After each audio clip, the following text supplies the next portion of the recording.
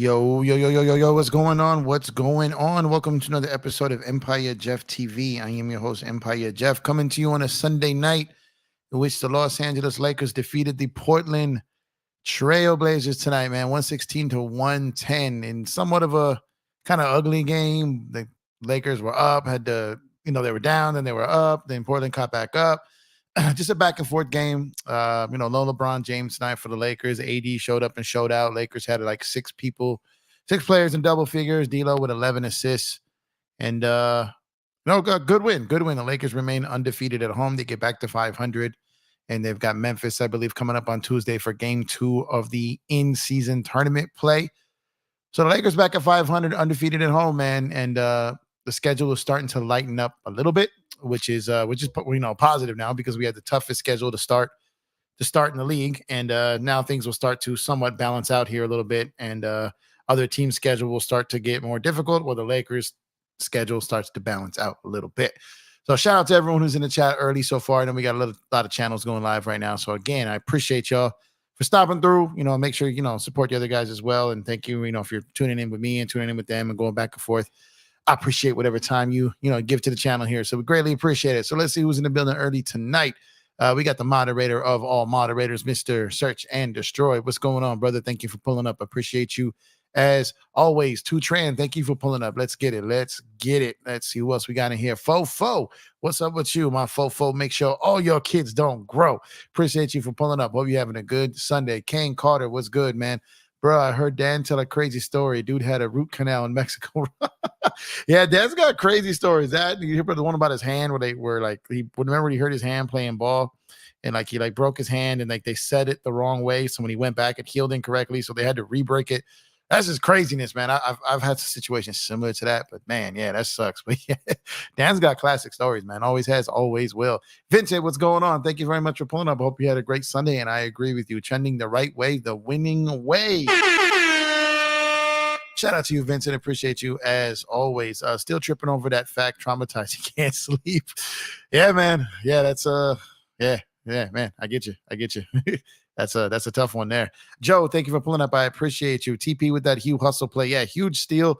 I'm not going to lie. When I saw that happen, I thought it was going to go out of bounds. I didn't think he was going to be able to get to it. And he got to it. And then he got to the rim. And then when he got to the rim, I thought he was at a weird angle. It looked like he almost at the bottom of the right side of the rim, but then he got it in. So there was a lot of that play. I was like, yes. I was like, oh, then yes. And I was like, oh, man. And then he, So overall, great play. Great play from T Prince. A lot of guys had a lot of great plays tonight. A lot of great, Rui had some clutch points of the game. AD was great. Austin Reaves coming off the bench, holding down that second unit. Like I said, dealing with those 11 assists.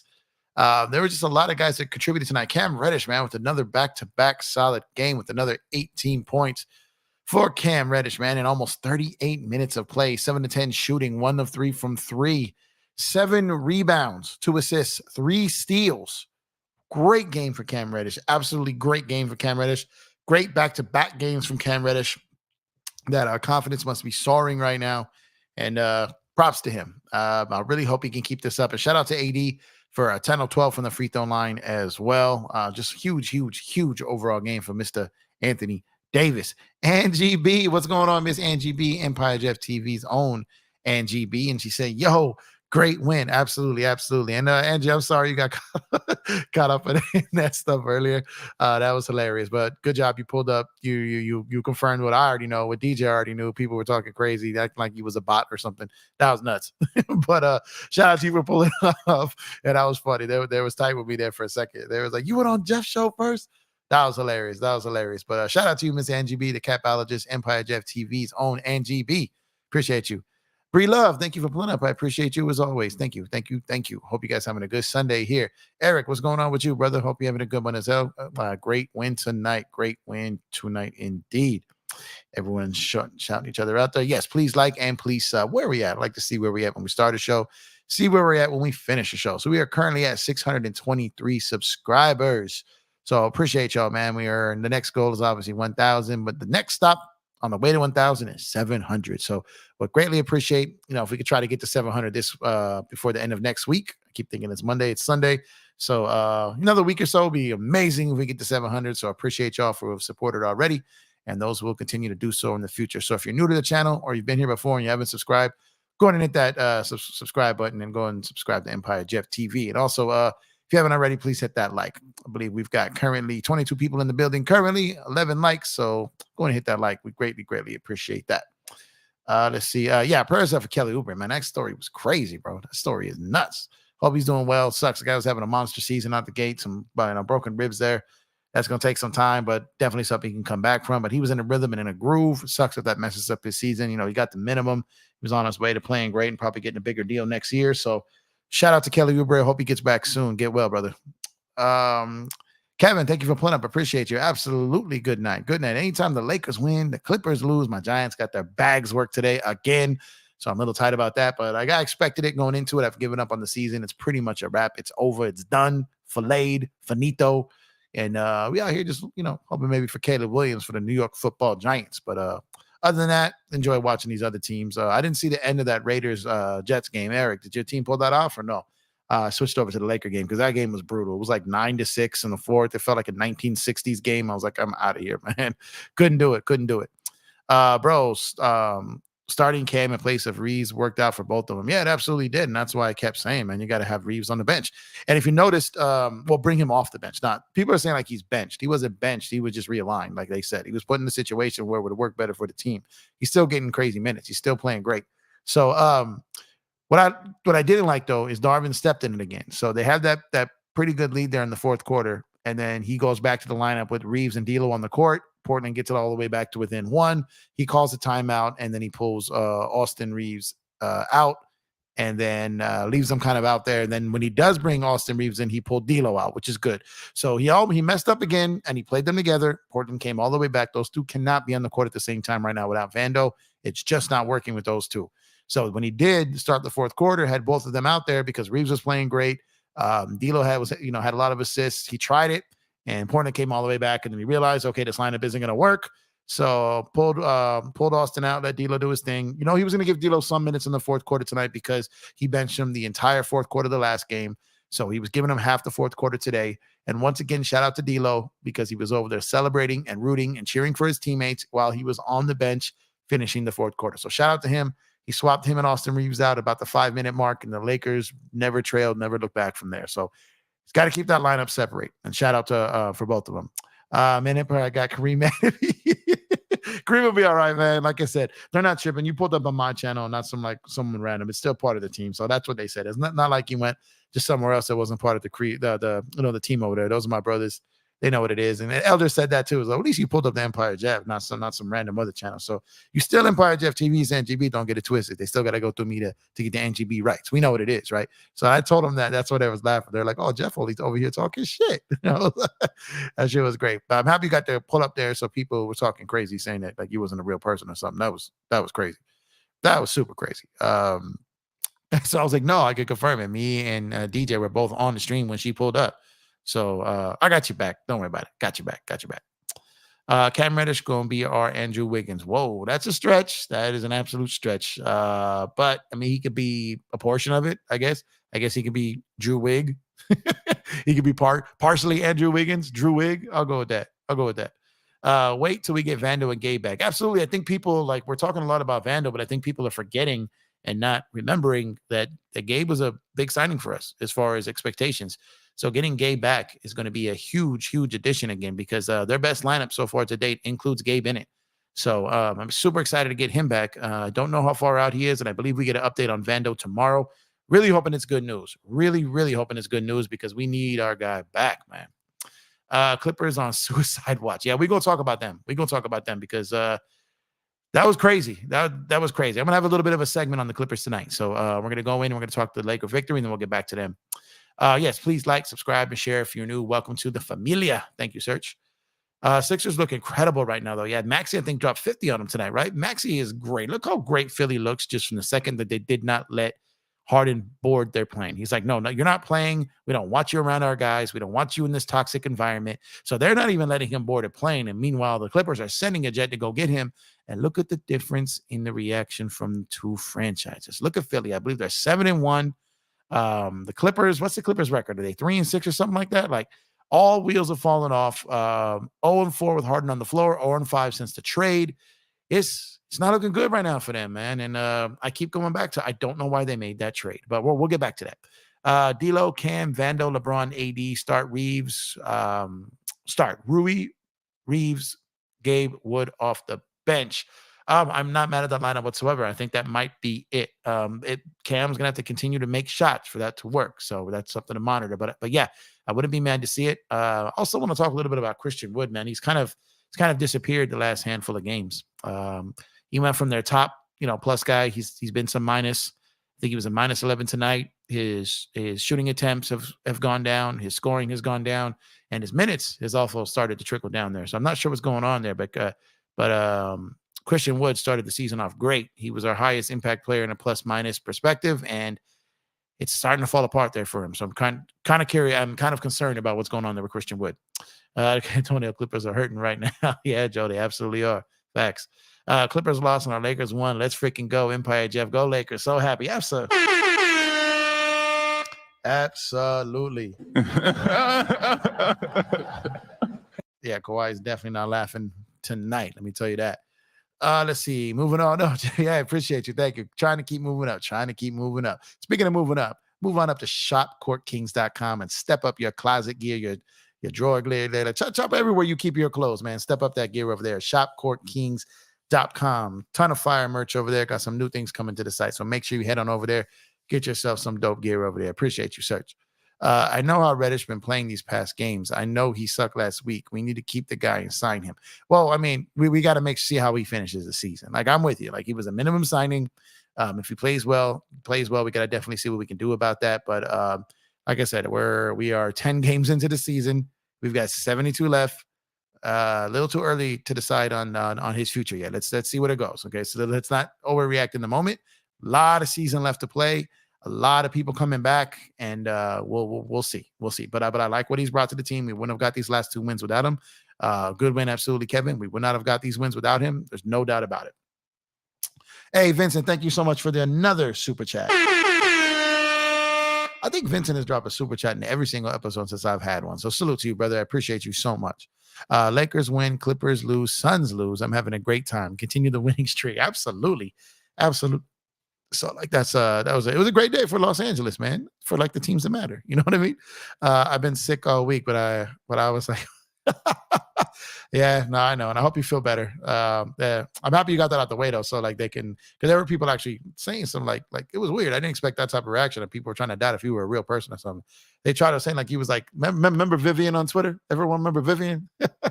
They tried to box Angie into that Vivian space today. That was crazy. 68 points in the paint. That is our game. The Lakers are number 1 at the rim and in the mid-range as far as accuracy. So they were like 17% from three-pointer in the first half, which was terrible. I think they shot 12 threes in the first half. They shot 19 threes overall. 21% is bad. But like I said, when you don't have it going, and that's when you limit the shots. So they had 24 threes the last game, which I loved, the lower number. They had 19 threes today, only 7 in the second half. I loved that. And another number that I loved, which is so key for this Laker team, only 9 turnovers tonight while forcing 15 turnovers on the other side. So that was great. Only 11 fouls, 25 on the other side. So there was a lot of things to be excited about there. They actually out offensive rebound the team for the first time this season, I believe 7-5. And they had 34 to 33 defensive rebounds and out rebounding them by 3. So that was that was a great one. But like I said, Portland did shoot 35%. They were a lot lower than that, but they started to pick up a little bit of heat towards in that fourth quarter when they were starting to make a run. And they did get it up there to 35%. That where the Lakers finished at 21%. But outside of that, I love pretty much a lot of the things that the Lakers did in this game. I understand that they didn't have Bron. What I really loved, AD was out there with his hand fully extended and up, calling for the basketball in the post, not putting the ball down like in his hip area, trying to catch a bounce pass or a handoff in the pinch or the high post there. Love seeing that from AD where he was demanding the ball. That's the AD I want to see. That's the AD we need to see. So it was great. It was great. So really, really, really excited to see them and see the AD command the ball there. Loved every moment of that. Absolutely. Yeah, absolutely. Feel better, Angie. Feel better. It's coming together. It absolutely is. Sure is. Let's see here. Remember to join us on Pro Sports Fan, the PSF app. Dan and I will be live Wednesday night, I believe, calling the game there. So yeah, make sure to check us out on the PSF app. Said Ham always has the habit of taking out what's really working on the floor. Yeah, sometimes he doesn't have a great feel for the game, but I think he did some good things today. He made some good switches. Like I said, he kept the lineup that worked. He did when he kind of messed it up there and put Reaves and D'Lo. He was trying to give it another shot because D'Lo was distributing and he wanted to get Reaves back on the floor because he was playing well. And once he realized it wasn't working and he separated it. So I got to give Ham credit there. You got to reward players when they play a good D. Absolutely, 100%. We appreciate you, Angie. Coming over from Dan. Oh, thank you, Kevin. Yeah, I usually typically wait till Dan's got a good momentum going on his show and he starts to wind down. Then I do mine. I call it the DTLF after party over here. So shout out to you. Thank you for pulling up. Craig, appreciate you pulling up as well. Thank you. Derek Lively is what Jackson Hayes was supposed to be. Hope Hayes can stay grabbing. I've been happy with what we got from Jackson Hayes, man. I think that, they had that play where they was running a high, some ball action. He did that little screen and then dove down and they hit him with a pass, took 2 steps and dunked. We need to see more of that from Jackson Hayes. The Lakers need to do more of that with Jackson Hayes. So I believe they'll continue to do that. And I would like to see that more with AD as well. But it was a great play. They need to do that more and get him more involved in there because Jackson Hayes is an active body, plays tough defense. He's a rim runner. He can block shots. He can get out there and run in transition. So it's he's a great guy to have on your team in those roles when the Lakers didn't have really one of those last year. Oh, they're 3-6 now. Thank you, Angie. Appreciate it. Black Mamba, what's going on with you? Appreciate you. Do you think we should start Cam with Vando? We might. I'm a believer that Vando should be in the starting lineup. If Cam continues to play this way and he's able to knock down shots, then I think they might give it that chance. Absolutely nice one. Hey, my brother Elder here, man. What's going on, Elder? I think it's your first time pulling up, so I appreciate you, man. Appreciate you. I know it's late where you are. I know you got a lot of things going on. There's a ton of channels. So I appreciate you checking in and showing support, man. Elder's a god out here in these YouTube streets, man. One of the most brilliant, beautiful basketball minds there is. Grinder on basketball out there, man. He puts in all his work for his church, for his family out there in the community and stuff. Still makes time to share his gift of basketball knowledge with the community. So shout out to my guy, Elder, man. The best of the best out here, man. This man knows exactly what he's talking about. And been on any channel, then you know exactly who this man is. Shout out to you, Elder. Appreciate you, brother. Oh no, here comes Elder. No. It's dope, man. I haven't had Elder on here before. He hasn't been up to the show yet. So shout out to Elder, man. Appreciate him. Okay. Let's see here what we got. Kawhi wish he was a Laker. Man, we're gonna talk about the Kawhi situation. That was a weird game today, and Kawhi did some strange Kawhi stuff today, man. So we're gonna talk about that. How can Rui shoot 2 free throws when refs discontinued his 2-and-1? Yeah, I'm not gonna lie though. That play at the end of the game, towards the end of the game where he ran and they called that block and they did the challenge. I was on DJ's channel. Shout out to Lakers at 5. I was over there and I thought for sure that was gonna be a charge because usually when you get your shoulder into a guy's chest square like that, they usually call that a charge. So I really thought it was gonna be a charge, to be honest with you. Dung, thank you for pulling up. I appreciate you. Clippers have the same record as the Giants, don't they? Jeff is happy and sad at the same time. Man, my Giants, man. Yeah, man. Appreciate you, Elder. Like I said, first time pulling up. Absolutely. Appreciate you, brother. Let's see here. Seen you around. Oh, yeah. Elder's the best in the business, man. He's as good as it gets out here, bro. D Ham said he had a plan for Reddish. Liking what I'm seeing so far. Absolutely. I like what I'm seeing too. Like I said, I didn't really expect, hey, Laker Familia, what's up with you? Thank you for pulling up. Appreciate you. Hope you have a good Sunday.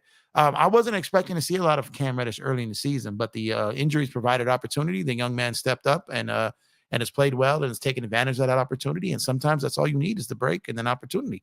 And Cam is getting that right now, and he's making the best of it. I knew she was a woman. Miss Angie sounds as good as she. No, I know. I know you did. I know you and Kareem did. We were just having fun and messing around. And Elder was like, "Oh, Jeff talking shit." But no, I was talking about like some of the people in the chat was like questioning it. I was like crazy, but yeah, no, it was all fun. It was all fun. You guys were straight. I was just laughing about that. Angie had to pull up to prove it. See, I knew I like Elder. Man, who doesn't like Elder, man? Come on, Elder's the best. AD was so dominant in the paint, bro. Lots of good passes, off pin roll situations. Yeah, and like I said, he was calling for the basketball. That's the AD I want. The AD who's like kind of standoffish, not sure what he's going to do out there, being nonchalant, lethargical. Like AD with his hand up in the air, fully extended, like give me the ball here, up high, let me go to work. That's the AD I want to see, absolutely. Interesting stat. Every Laker that played each had 1 turnover. 9 players played, 9 TOs. It's a great, yeah. I mean, only 1 turnover per player for only 9 for an entire team for the whole game. That's great, especially when they force 15. So I agree. I think the Lakers average 14 turnovers a game. They only had 9 tonight. I believe Bron is averaging about 3 turnovers a game right now. So them taking care of the basketball and then forcing the other team to turn over the basketball. Those are great metrics pointing in the Lakers' direction, all with them also out rebounding them and getting more offensive rebounds than them. So these are the things we needed from the Lakers to do. They made their free throws. AD, I believe, was 10 of 12.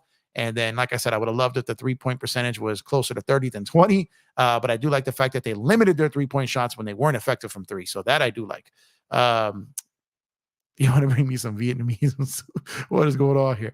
Kareem has a lot of trolls who joins his stream. And oftentimes when I join you all streams, I'm working with prevents me from being on camera. I don't worry about that, man. That just comes with the territory. But Angie, you got a beautiful, beautiful, beautiful basketball mind.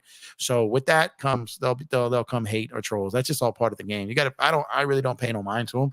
I really, really don't. Like if there's a troll, but they're talking some way halfway logical, I'll entertain them because it's fun to talk basketball. But if they're out there just trolling, they don't even pay them no mind. Don't worry about it. You're too good at what you do to let that derail that process. So don't worry about it. Let's see. This is the after party. Absolutely. Dan is the main party. I'm the after party. Shout out to y'all, man. Let's see. We got the flips. Hayes sucks. -11, 7 minutes of play. Yeah, he wasn't. I saw that tonight. He's been pretty much a plus guy most of the year, but tonight it just wasn't working. I'm interested to see what he can bring to the table, though, if he's getting some minutes and they use him in some opportunities here, though. Your Cash App isn't coming up. Oh, it's not. It should be $ Empire Jet. Let me check. Oh shit, man. Thank you, Elder, bro. Man, I appreciate you so much, brother. You did not have to do that. Shout out to my guy, Elder, for the $49.99 super chat. Shalom and salute, fam. Nice stream. I'll be back for sure. Man, God bless you, Elder. I appreciate you so much. Thank you, brother. You do not have to do that. Man, we should be paying you for listening to your basketball talk. And I support everywhere you go. So I definitely will support you in the meantime as well. But definitely appreciate you. Thank you so much for that $49 super chat. $49.99. I want to cheat you out of those 99 cents. Appreciate you so much, brother. If you're still in here, let me know, but you might have pulled out. I know it's late where you're at, but shout out to the brother Elder, man. That is a huge monster super chat. Man, real recognized, real Elder, and you looking familiar. So greatly appreciate you, brother. Wow. Yeah, wow. Just that blew my mind right there, man. I'm humbled, man. When someone as great as Elder is, not only shows up, shows love, but then not only puts his time and effort, but his wallet behind it. Man, I'm humbled, man. That's incredible. Thank you so much, Elder. Man, that's deep, brother. Appreciate you so much. Goat James, salute to you, brother. Thank you for pulling up. Hope you're having a good day, Chris. Man, that's crazy. That's dope, man. You gotta understand. Like I'm fairly new to this still. You know, I've only been doing this since August. Really, only been pushing these lives on a daily basis for like the start of the season. So like for the fact that people like are donating to the channel still humbles me like crazy. Like you don't understand. Like I didn't think any of this was possible. You know what I mean? I didn't think let alone people would listen to me talk basketball, let alone donate to me talk basketball. Like it's crazy, man. I still, it's surreal to me. It'll never get tired of the appreciation people show. So it's just it's crazy, man. Okay, so Elder said, you here, Elder? Yo, if you want to pull up, Elder, let me know and I'll drop the link for you because man, that was touching right there, man. I greatly appreciate you. That was huge. Thank you so much. But like, I'm still learning this, man. Hit the like. Yeah, please hit that like. Please hit that like and hit that subscribe. AD did well tonight. AD did great tonight. Like I said, when AD is aggressive, that's what I want to see. All right, give me 1 second. I'm gonna drop this link for Elder here, guys. So the link can only be for Elder right now, just for him. Okay. I don't know if I'm gonna have any other people pull up tonight, but I wanted to have him come on anyways, let alone that super chat. That was huge, man. Damn. I'm still tripping on that. It's crazy. Let's see what we got here. Who else we got? Let's go here. What's up, Micah? Thank you for pulling up. I appreciate you, brother. Elder, Goat James, Tutran, Jeff, Searching the Story, NGB, man, it's the dream team, the supreme team. Thank you for pulling up there, Micah. I appreciate you, bro. Hey, salute. Here, hey, Elder, man, thank you for pulling up, bro. Now, yo, I appreciate that heavy, man. That's love. Thank you from the bottom of my heart. Man, you know I'm always going to support the true ones out here, man. I appreciate what you're doing. This is my first time having an opportunity to come on your broadcast. You normally come on late, like after the games? Yeah, so like typically, like I like to watch the games. I don't like to like do the stream during it because I like to watch Hmm. it. Yeah, so I typically come on a little bit after the game. So there's a bunch of people doing pregame like immediately after. So I usually wait a little bit to let the buzz from their show die down. Then I kind of pop in Okay. maybe about like 20, 25 minutes after the fact. But yeah, I've been trying to stay committed to it and do this every night. So It'll uh work. You keep doing it. It'll work. You got good yeah, content. So just no, stay thank at you, it, my bro. brother. No, thank you. And seriously, from the bottom of my heart, thank you for that. Like that was touching. Oh I man, no appreciate you. problem, brother. You know me. I'm gonna support. I ain't gonna just talk it. I gotta back it with whatever I do. No, And no, I know. I I know you appreciate did it. the beautiful minds we got that's supporting the Lakers out here. I love the community that we got. And anytime I get a chance, I'm gonna do it. I'm actually traveling today, but I get sometimes you get round up and wild up or whatever I should say, and like I'm just not sleepy. So I came Yeah, out of the yeah. lobby out here, and then I said, "Oh, Empire Jeff on! I gotta go check it out for a chance. Good chance tonight." Yeah, So so I think this is the first time you and I have ever been able to share the screen one and actually talk basketball. So I'm excited about this. yes, So, sir. Let's get it. give me your thoughts on the game. It was kind of a, I know it was kind of a, I know there was no Braun, and it was just kind of, I know there's no Anthony Simons. Obviously, Dame got traded. Scoot is out, which he hasn't been playing great. But the Lakers, it was kind of a they were down, then they got separation. They let them come back. What were your thoughts on the game today? How the guys played without LeBron James on the floor? What did you see maybe a little bit different? And just your overall thoughts on the game tonight. My biggest thing with the Lakers is I'm glad we finding ways to win. Like not to throw salt on a wound with my Clipper buddies, but they lost to a bad team today Yep. that was depleted, and they still lost. And they were whole, they were healthy. We lost, we won, even though their team was depleted. Our team was depleted. Had some people missing, a lot of people from both teams. So. What I dislike about my Lakers right now, I mean, I'm taking the win. Don't get me wrong, I'm gonna take the win, but we really got to figure out a way to do something about this guard play. When Yeah. you can let this dude was just signed at the Portland Trailblazers, had the point guard today from a G League contract, y'all converted to a full contract. He didn't even start the season on a real contract, y'all, and he torched the Lakers. He torched the Lakers. So did Shaden Sharp, who is not a true guard. He's really more of a three man. You can play him at the two, but he's really more of a three. And I just, for these guys to be secondary role players and to come in and destroy D'Angelo Russell, destroy Austin Reaves, that bothers the crap out of me, man.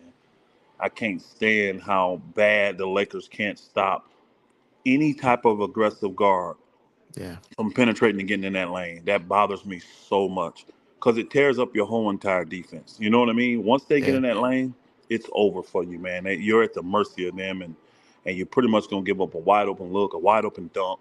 You know what I mean? It's basketball 101. Other than that, I like the fight of the Lakers. I like that they didn't just force a whole. What did we shoot? 19 threes or something? We didn't force a They shot. Yeah. Let me see. I think yeah, they a did whole 19. bunch. Yeah. Yeah, we didn't just force a whole bunch of threes just because we could.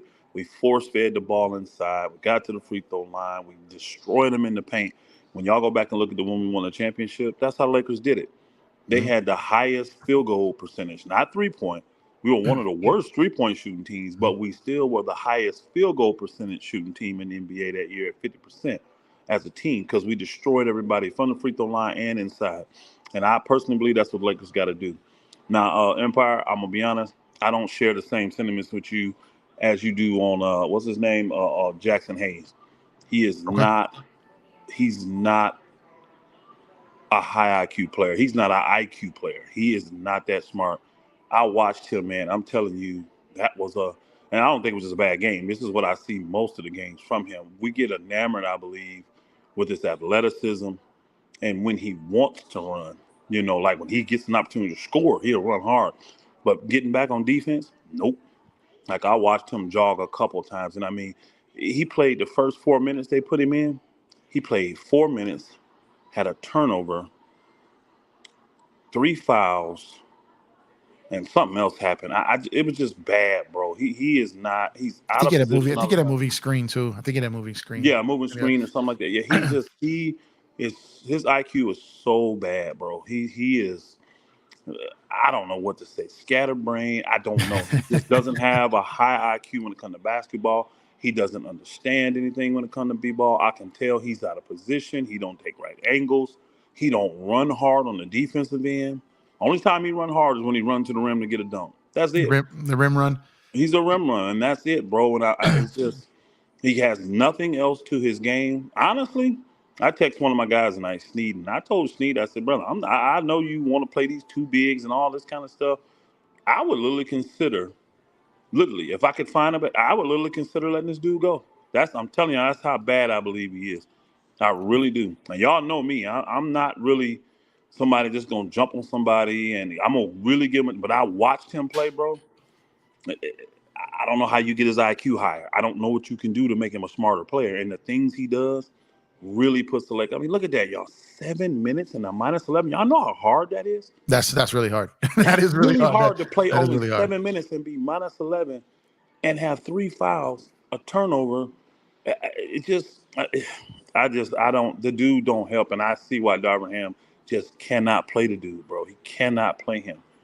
He can't. I'm not definitely not enamored with him. I just think it's a change of pace at times. So it's like if you've got a big out there that's running up the floor like crazy, but you're right. If he's going to get out there and not run, if he's going to jog it back and not run, he's a guy that I envision and hope that would improve the Lakers' transition defense. I was like at times I was hopeful of it because he can run. He can run with speed, and like I said, when you got a rim runner, the key word in that is run, right? So it's yeah. So if he's not running, you are absolutely right about that. I've seen spots this season where he's been very active and it's helped us, but in very minimal spurts. He's not a guy that I want to get 15 minutes a game to.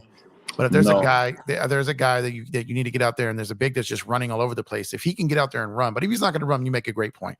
But I'm definitely not enamored with him. I've just seen him have I've seen some good moments this season in spot play. But he's not a guy. There's people who are saying start Hayes, and I'm like, no, don't do that. Like our starting lineup prior to the change was already the worst in the league. You put him in there, that only makes it worse.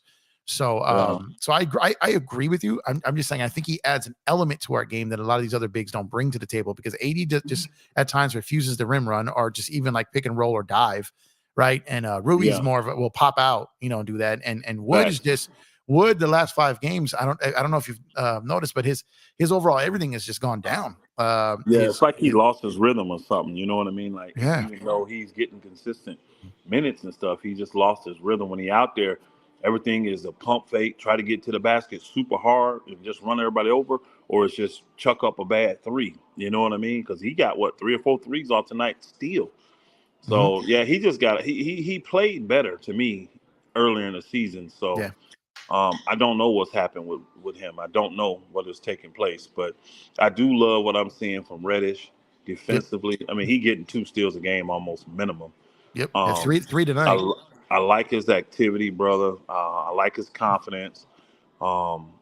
Reddish is a guy I really want to keep in there. I like Prince. He's solid. You know what I mean? I don't have to get a ton, but I get enough. You know what I mean? And he'll make 1 or 2 plays that'll make you say yes. You know what I mean? Like them 50-50 plays. Like, you know how big that play was when he got that steal, ran it down, and then went in and scored that layup? That was huge. It gave us the cushion enough to win that game tonight.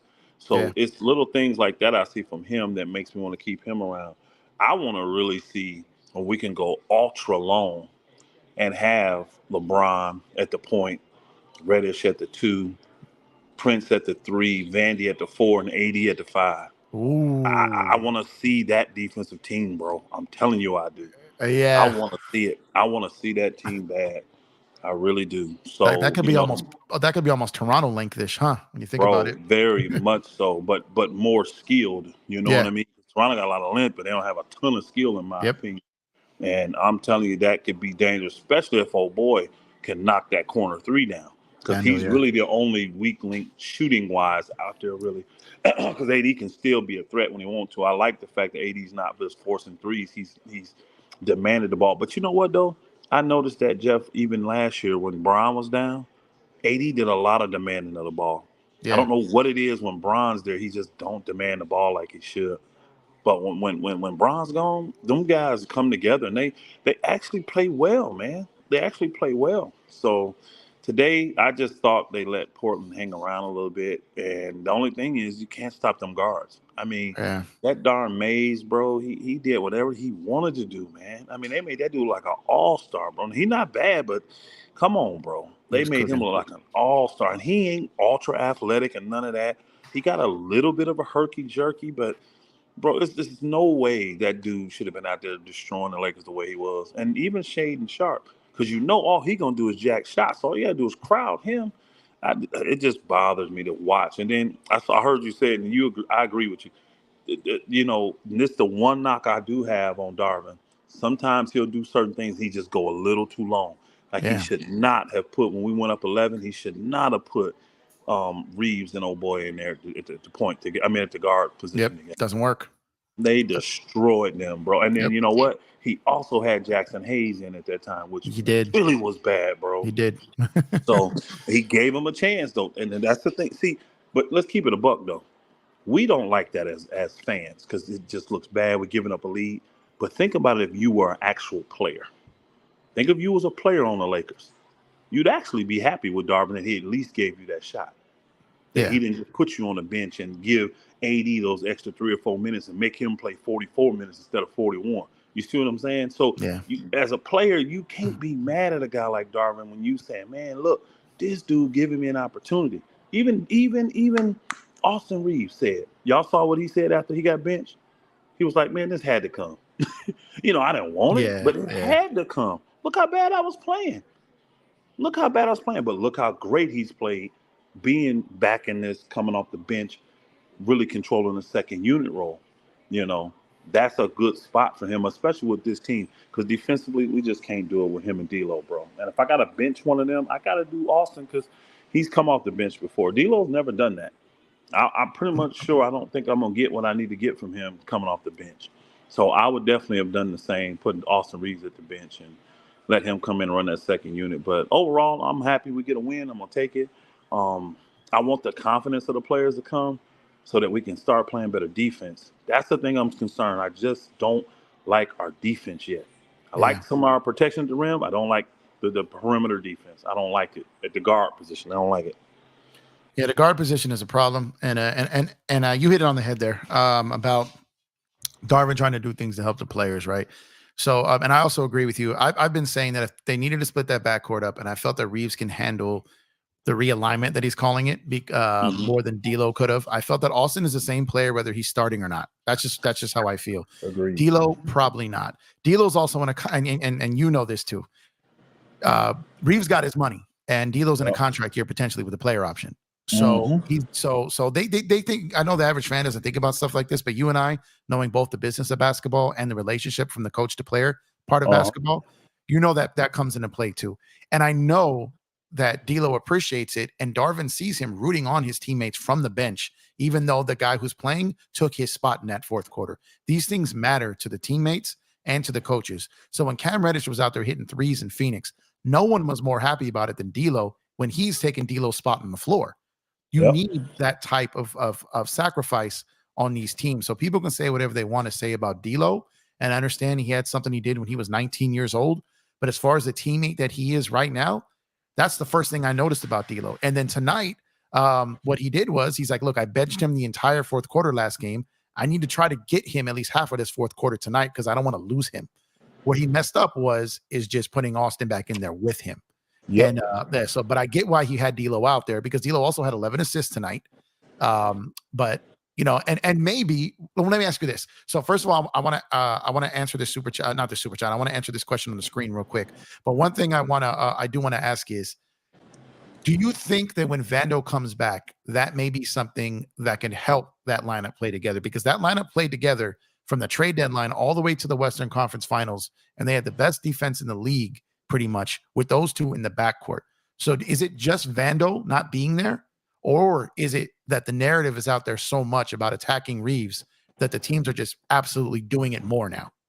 Well, I think what it is, Vando is a type of defender that literally plays defense for like two guys. You know Yeah. what I mean? He Yeah. makes up a lot of your deficiencies on the perimeter. And the jury wasn't really out on Reeves and D'Lo like that. You know what I mean? But teams saw what Denver did in the Western Conference Finals. So, it was a copycat league. They saw how to deal with the Lakers guards. If you have the aggressive guards to do it, do it. The problem is the majority of the teams don't have aggressive guards like that.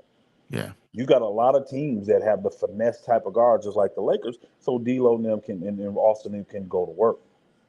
You know what I mean? And see, they just got to be aggressive offensively because Portland didn't have great defensive guards today. Nope. They didn't. But if you notice, at the end of the game, instead of letting Austin Reaves go off, they put Grant on Austin Reaves. Did you see that? They I were did. like, we're not going to let you ain't going to come in here and close this game, Austin Reaves. Yep. And he didn't do nothing at the end of the game, really. You know what I mean? It was AD, it was other guys, you know what I mean? But Rui stepped up in the end. Rui did. Teams are smart. They're like, look, if Austin gonna be out there, we're gonna put our biggest, most athletic, aggressive dude guarding him. So that don't matter if it's a 6'9" 4-man, or because what's his name was playing 4 tonight, but he guarded Austin Reaves in some critical times. Grant did. Yep. So they see the writing on the wall. So this is why I know the Lakers got to do something guard wise.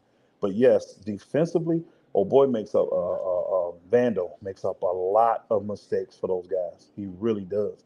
But this year, since guys are going to be seeking them out, Vando ain't going to be able to hide it. He ain't going to be able to hide their deficiencies as much because they're just going to pick and roll you to death until they get the guy they want. Either that's going to be D'Lo or that's going to be – they really want Reeves because D'Lo is crafty. You know what I mean? You get him one-on-one, he going to get a deflection, tip the ball, do something like that. The way to get D'Lo is if he's rotating to you, it's over. Just go straight line. He ain't going to be able to stop nothing unless he reach, and you just keep it tight and get it. You know what I mean? Yeah. It's easy that way for him. But in front of you, he may tip a ball. He made this when he wants to play some defense. So they really want Reeves, and they really just overpower Reeves. He's just not strong enough to deal with these guards, man. He can't stop them when they get that one in front of him. He don't have enough athleticism, and he ain't strong enough to hinder him at all. So, and they, you know how it is. The NBA gotta get confidence. It don't matter who in front of them. But when they see Reeves, all these dudes, it doesn't matter if they G League transfers or All Stars. Their eyes all light up when they see Reeves in front of them. So that's gonna be a problem. That's gonna be a problem. I think people forget how D'Lo's wingspan is crazy. I don't think people realize how long his arms are. He got very long arms. Yeah, he's got very long arms. So you're absolutely right. He can get into the passing lanes. He can cause deflections, and he can block some shots. So if a guy beats him, he's got the length to kind of catch up and block the shot from behind. We've seen that numerous times. He just doesn't do it enough. And you'll see D'Lo make like a really solid defensive play and then run up and get a stupid one, like fouling him immediately after. Like if you saw today, like he tipped the ball, got it loose. Instead of waiting for the guy to go get the ball and come back at him, he chased him down and got a silly foul, totally negating the good defensive play he made. So those are the things. I think D'Lo just has to be a little bit more smart in those situations. But D'Lo is definitely more crafty, more lengthy, and he's stronger than people think too. He is a finesse guard, but he's got the body if he wants to be more aggressive. Yeah, you're not gonna Debo him. You ain't Debo. Yeah, no, not at all. Absolutely not at all. Get that step and get around him. Vando makes up a lot of that though, because Vando's the type of guy that can come over and help you.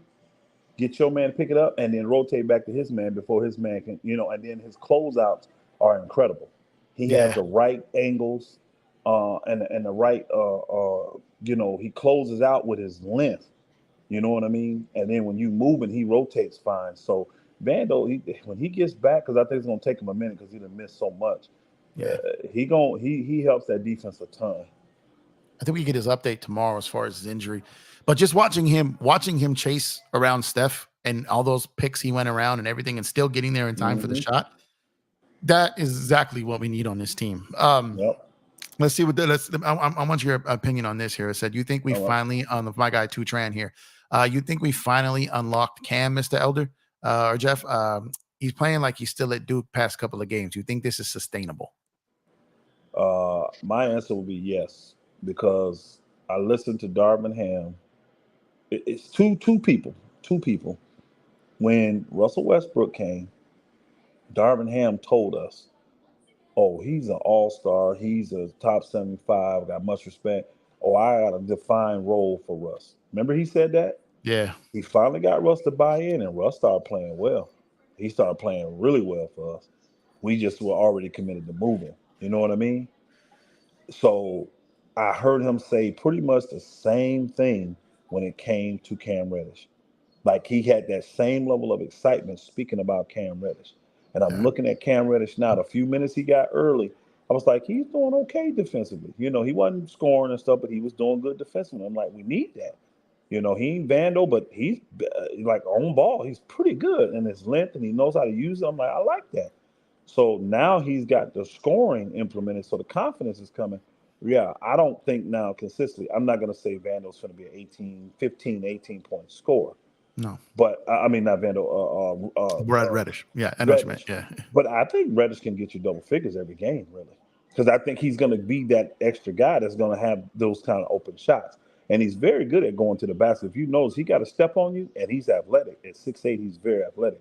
So Cam Reddish going to be a problem, man. We can get that jump shot to get a little better. Like I don't remember it being like that at Duke. I thought he had a little smoother looking jump shot at Duke, but I don't know. Maybe it's changed a little bit or something. But I think he can be consistent, especially on the defensive end. And then scoring wise, I think we can expect, 10 and 5 out of him scoring. 10 points, 5 rebounds, stuff like that. 2, 3 steals a game. I mean, he's just a steal magnet. And that's critical. And he don't really turn the ball over a lot. So yes, I think he can be consistent now. 18, 16, 18 a game. No, I'm not expecting that. But double figures and 5 rebounds and 2 steals. Yep. I think we can get that. I think we can get that from him. And then I think it's sustainable from that standpoint too. My thing was I was just wondering if Cam Reddish is our starting two guard, what does our team look like? I've questioned that at times. But my thing is with Vando, not only do you get his defense, but the guy gets you 8 rebounds a game and 2 of them on the offensive end. So areas that we struggle in. My question to you would be this. Now, I'm assuming this. I don't have any proof of this because we didn't get to really see enough because he didn't play a lot in the preseason. He's been out ever since. But part of me really believes that the Lakers were waiting on that extension to see what work he put in the offseason with Handy, to see if they were confident that he's improved enough on that corner shot to hit it. I think that was something they were waiting to see before they gave him that extension. Then they gave him the extension, and he obviously got hurt, though. But I believe that the Lakers, whether it's just on the word of Phil Handy or they've seen it themselves, I think the Lakers are convinced that there's been enough work put in there, and they're confident that he's going to be able to not only take but make that shot with a level that they're happy at. Do you agree with that? Yeah, I do. And it's still, for his level of defense, even if he can't make that shot, that's still cheap for what you're going to get defensively from him. So if something ever goes down, because like that's the type of contract that you would add to get a superstar. You know what I'm saying? Because the Lakers are always big fish hunting. You know what I mean? They always deep sea diving for superstars. Yeah. So he's the type of contract, even with getting $12 million a year, people are gonna want that on their team. We got a lot of guys that can be solid role players for championship level teams. We really do, and teams know that. And the contracts are all friendly. So they were going to extend him, I think, with or without it. But I do believe they saw what they liked, and that's why they went ahead and did the extension now. Again, with Vando, see, this is how you got to look at it, Empire. You said, you know, what does our team look like with Reddish at the 2? You're speaking offensively right now. Yeah. He don't play 2 offensively. Because look, here's your lineup. Let's go D-Lo at 1. Offensive. I'm speaking offense now, right? LeBron really is going to play 2 guard on the offense. The way he scores, shoots, get to the basket, he's really your 2 guard. You play Reddish at the 3 offensively. You play Vando at the floor and AD at the 5. That's how you can do it. Yeah, I can see that. Vando can be the stretch 4 out in them corners, you know, dunker spot, all that good stuff. Defensively, though, it's different. AD's the only one that's going to play his actual position. D'Lo is the one where you're going to put him on whoever's the weakest from the point guard to the 3-man. That's who D'Lo gets. Because, like, let's just say we playing Denver, right? We playing Denver like that. You may think about putting him out there on KCP, but you may even just slide him on over to Michael Porter Jr., you know, with that lineup. You may just slide him on over there. And see, defensively, LeBron's got to guard the 4. But you can put Vando on 1, 2, 3, whoever's the best. You know what I mean? And then Cam can get the second best. I really believe that. You can put Cam on the second best. So now you got guys like Prince coming off the bench. You got Rui coming off the bench. You got Reeves coming off the bench. I mean, you got Gabe Gabe Vincent. Vincent coming Yeah. off the bench. I mean, you got a solid Christian Wood. defensive. You got a solid defense and a solid offense. You got the dude that played today, Christie. He's still down the road there too. You know what I mean? So you got a solid offense and defensive bench, and mix in the starters with them. You know what I mean? Oh, Christian Woods. I forgot about Christian Woods. Mm-hmm. Think about that bench. You got Reeves. Who else is coming off that bench? I So you just got said Reeves, you got Rui, Gabe. you I got was you got going. I was trying to Vincent. do like in order. You got Oh, Reeves and Gabe at your guards coming off the bench. You got Prince at your three. You got Rui and Woods. That's solid, bro. yeah. That is, Yeah. and you ain't even said Jackson Hayes. Who else I'm missing? Oh, Christie. I didn't name Christie. Man, you solid. You easily 10, 11 deep right there. And that's without filling in the 15 spot if someone becomes available. Because the I thing that know. the Lakers got are, it's interesting. The Lakers are the only contending team that qualifies for a buyout candidate this year. So they're going to have their pick of the litter. So the best available buyout candidate is going to be the Lakers, because all these other guys are above the first apron. So Wow. anyone that gets bought out. So that's why the Clippers had to trade for Harden, which is a whole different scenario. But is because if he got traded somewhere and bought out, the Clippers couldn't sign him. They couldn't get him because they can't get any buyout guy who's above a mid-level exception. Wow. So nor can Golden State, nor can Phoenix, nor can Milwaukee, nor can Denver, nor can Boston. None of the top level teams, other than the Lakers, can do that. So, and Denver I believe can't either? Denver can't. And I think that's one of the reasons why the Lakers intentionally hard capped themselves, was to make sure that they couldn't get to the point where they would go over that and be limited to some of the things that these other teams are limited to. How do we hard cap ourselves? By using the exceptions, both of them, by using them. So you hard cap yourself the second you use those things. So they're hard cap. Now they're a tax team, barely. They're a tax team, but they can't exceed the first apron even if they wanted to. Now that also hurts them if they want to do a big trade. They can any type of big trade they do. Got to be dollar for dollar now. It can't go over that first hard cap. Yeah. So it doesn't have to be dollar for dollar. We can't take back any salary, essentially. We can't take back above. We have room still. We have some room still. Let me actually look where we're at. But they can't take back anyone above that first apron. So if we're at the where's their hard cap at? Their super tax. So the hard cap is at 172. We're about $5 million below the hard cap. So if we do make a deal, we can take in a little under a little about 4.95 million, basically. Is the only thing we could add on to what we're sending out. Yeah. But like I said, we can also get the absolute best buyout candidate available, because none of the other teams can get them. Wow. I like the position we in when it comes to trades. I feel like the depth of the team. Again, I kept saying this at the beginning of the year, we got to get healthy, man. Everybody, think about all these teams that are struggling or mediocre in the West. They're all unhealthy. They are. They all are just unhealthy teams. Phoenix is unhealthy. Clippers are unhealthy. Well, Clippers ain't really unhealthy. They're mentally unhealthy. Mentally, yeah. The Lakers are unhealthy. You know what I mean? It's just these teams, and some of these middle line teams, they're taking advantage of it. Shoot, Houston beat Denver today, right? Yeah, they're on a 6-game winning streak. Bro, they start off 0-3, and now they're 6-3. Yeah, they're on a 6-game winning streak, and their metrics are crazy. Bro, so they're playing great. I knew they were going for it. Now I still think they're gonna falter in the end, but I knew they was gonna go for it with all the money they spent. Yeah, and they got a good coach. Yep. D-Bay is a very good coach, and he played in the league. He come from that San Antonio system. He ain't taking no mess, bro, and people respect him. So yep. I like what Houston is doing. I don't think they're gonna be able to win with what they got, but I do like what they're doing. They smacked that. Orlando's another good team. So very good. And team of the future. And Orlando. There's two teams, Orlando and Detroit, that kind of remind me of OKC from 2 years ago, as far as like the youth, well coached, and they're going to give you problems and scared. They're going to sneak up on you this year.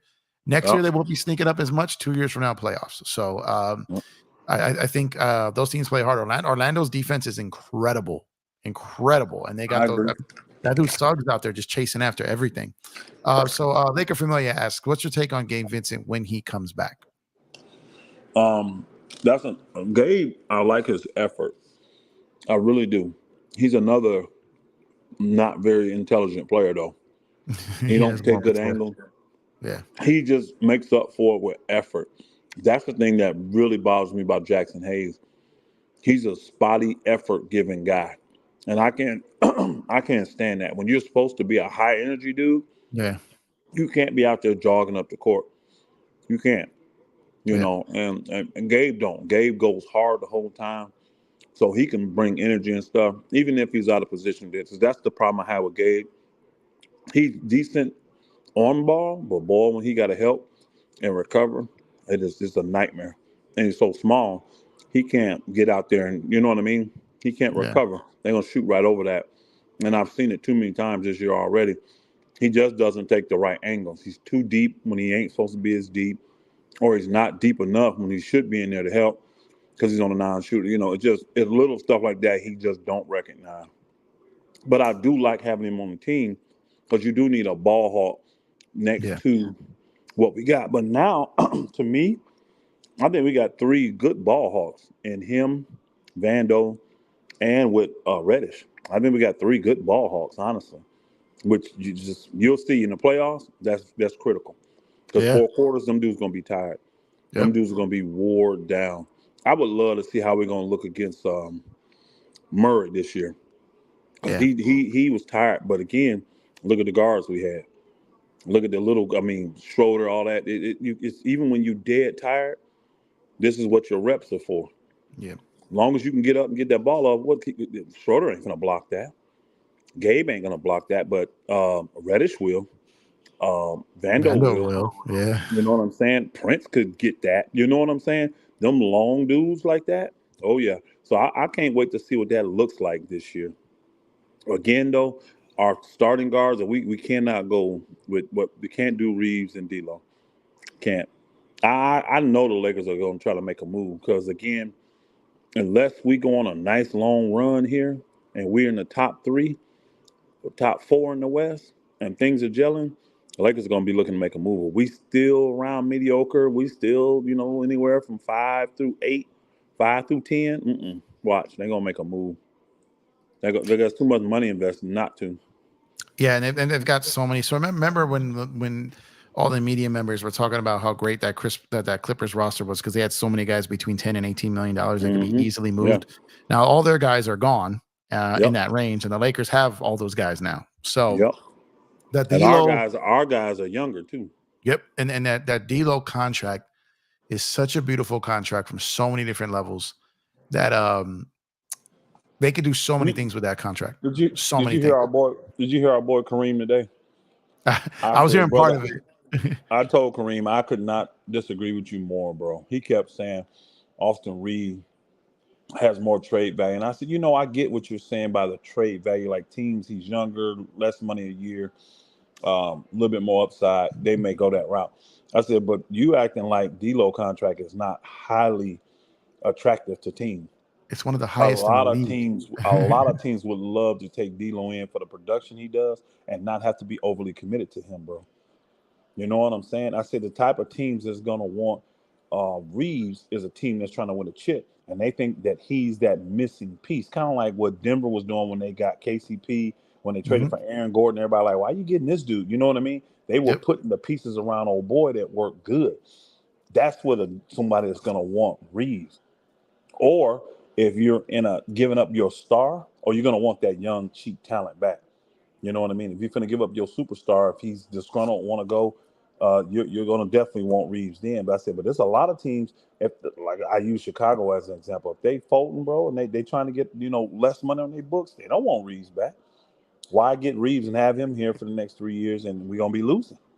Yep. They don't want a guy like that. So I said everybody ain't gonna want it. So, but I don't think that he was kind of downplaying D'Lo's contract. And I'm like, man, that contract is highly, High. And Yeah, look at D'Lo's production, man. What is he yeah, average, like 17, 18? that's what I was gonna say. So the thing about those contracts, so when you start moving us, you hit it right on the head there. When you talk about a superstar trade, right? What are these things when you hear these calls, when you hear what the teams quote unquote want for their superstar level player? Now, whether this guy's a superstar or not, because I think they hand that term out like candy now.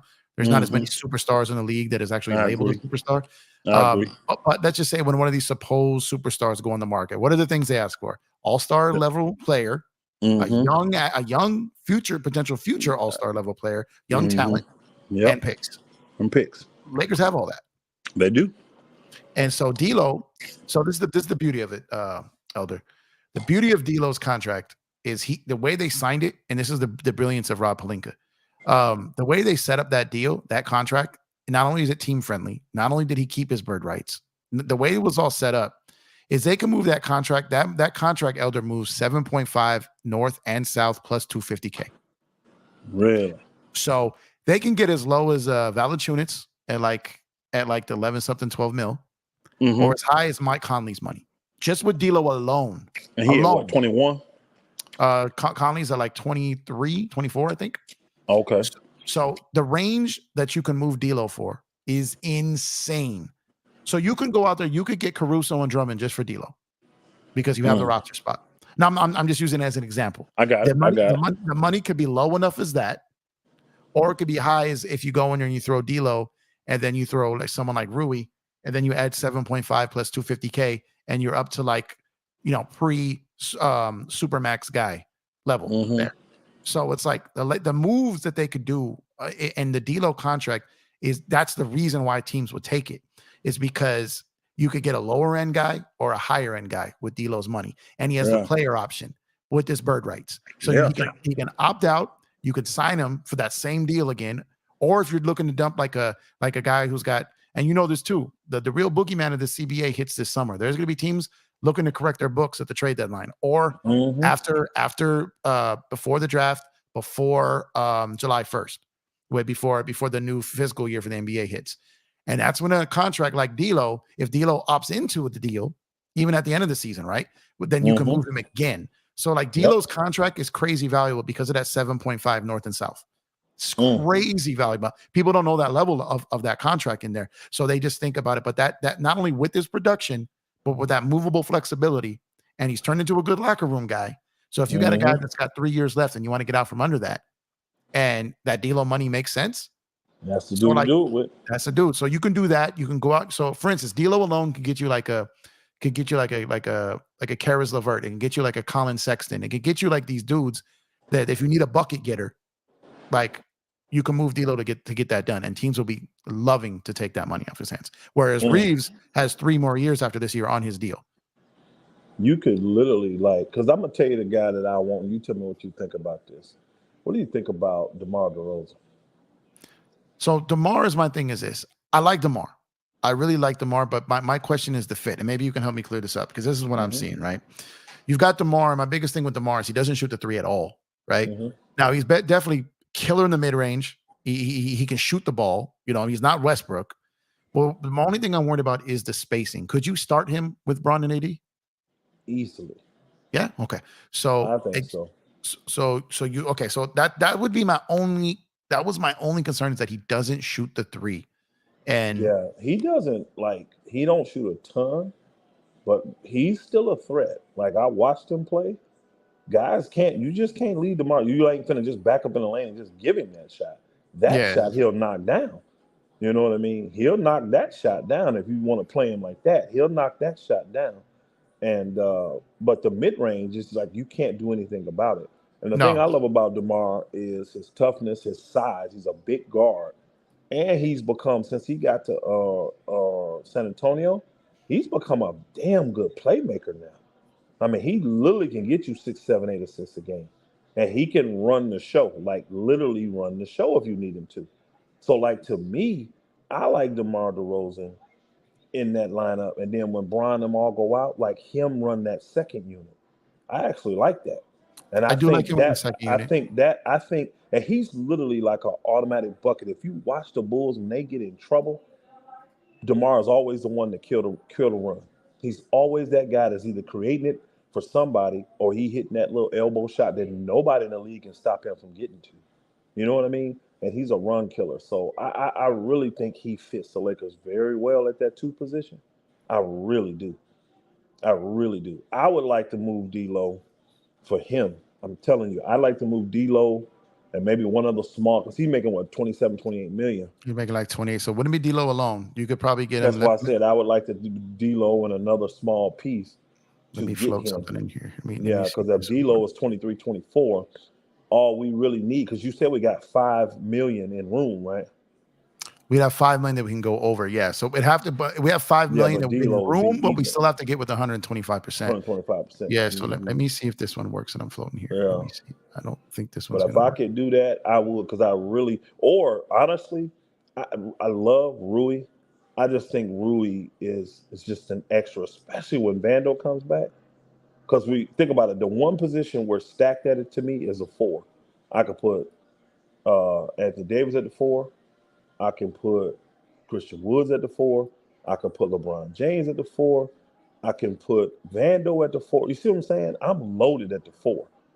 I just don't have to have, and Rudy's good. I just don't have to have it. So if I can take the 18 and 18, because they both make 18, right? Now that's 36. I would love to do that. And if the Bulls are going to blow something up, let me get that, and let me get Williams or whoever that fits that range of another $8 million player or something to make that money match. I would love to do that, even if I had to give up like a pick.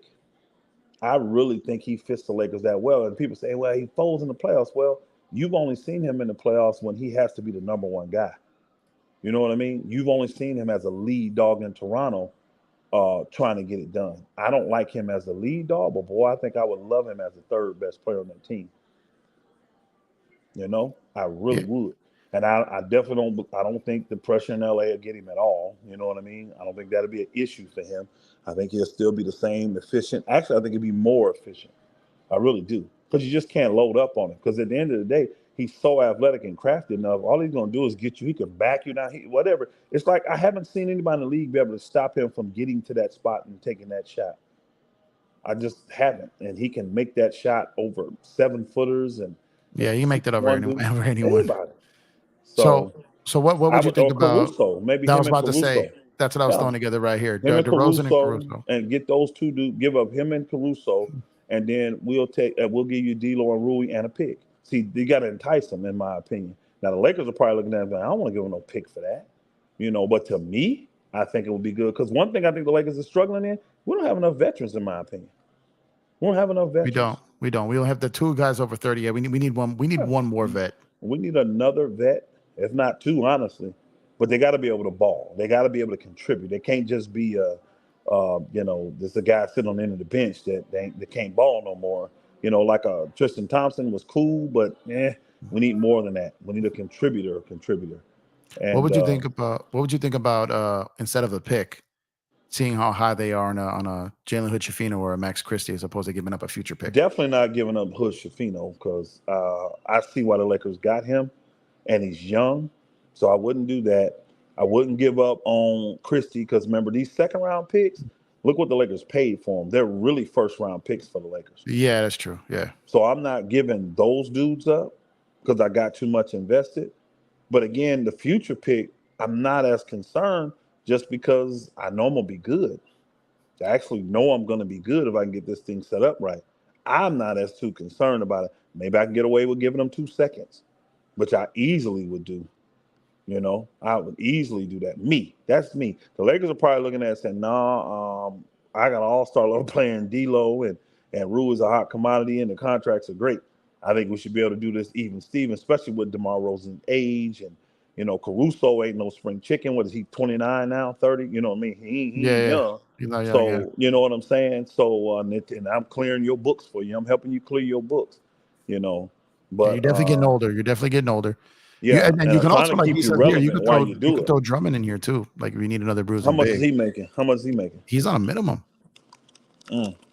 So he opted in. Well, he's a little higher because it's on the 2nd year of the minimum on the 1+1. He opted in. I wasn't impressed with Drummond when he played with the Lakers first time. I wasn't impressed at all. Yeah, I didn't think he fit good, but I don't never like players. They got that high lofty opinion of themselves. Like Drummond, I'll go get. I mean, he literally compared himself to one of the best rebounders ever. Yeah. I don't want that dude, bro. I don't want that dude. Yeah, that seems to be hit and miss. I would love Caruso back. Oh yeah. Well, I he's really just would. unrealistic about who he is as a player, and that's my problem. Who, Drummond? You're not. Yeah. Even though you're one of the best rebounds in the game now, you're not even close to being one of the best rebounds of all time, bro. Yeah, like you're not even in the top 20. I guarantee I can name 20 guys that better rebounds than you.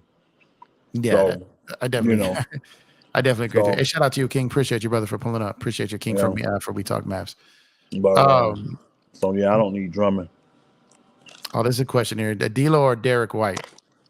Oh, come on, I ain't even close. That's not close at all. That's Derek White. Derek White.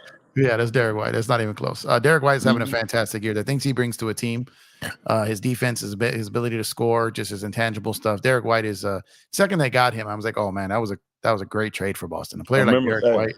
They gave up that pick. Everybody said it was stupid. I was like, no, it ain't.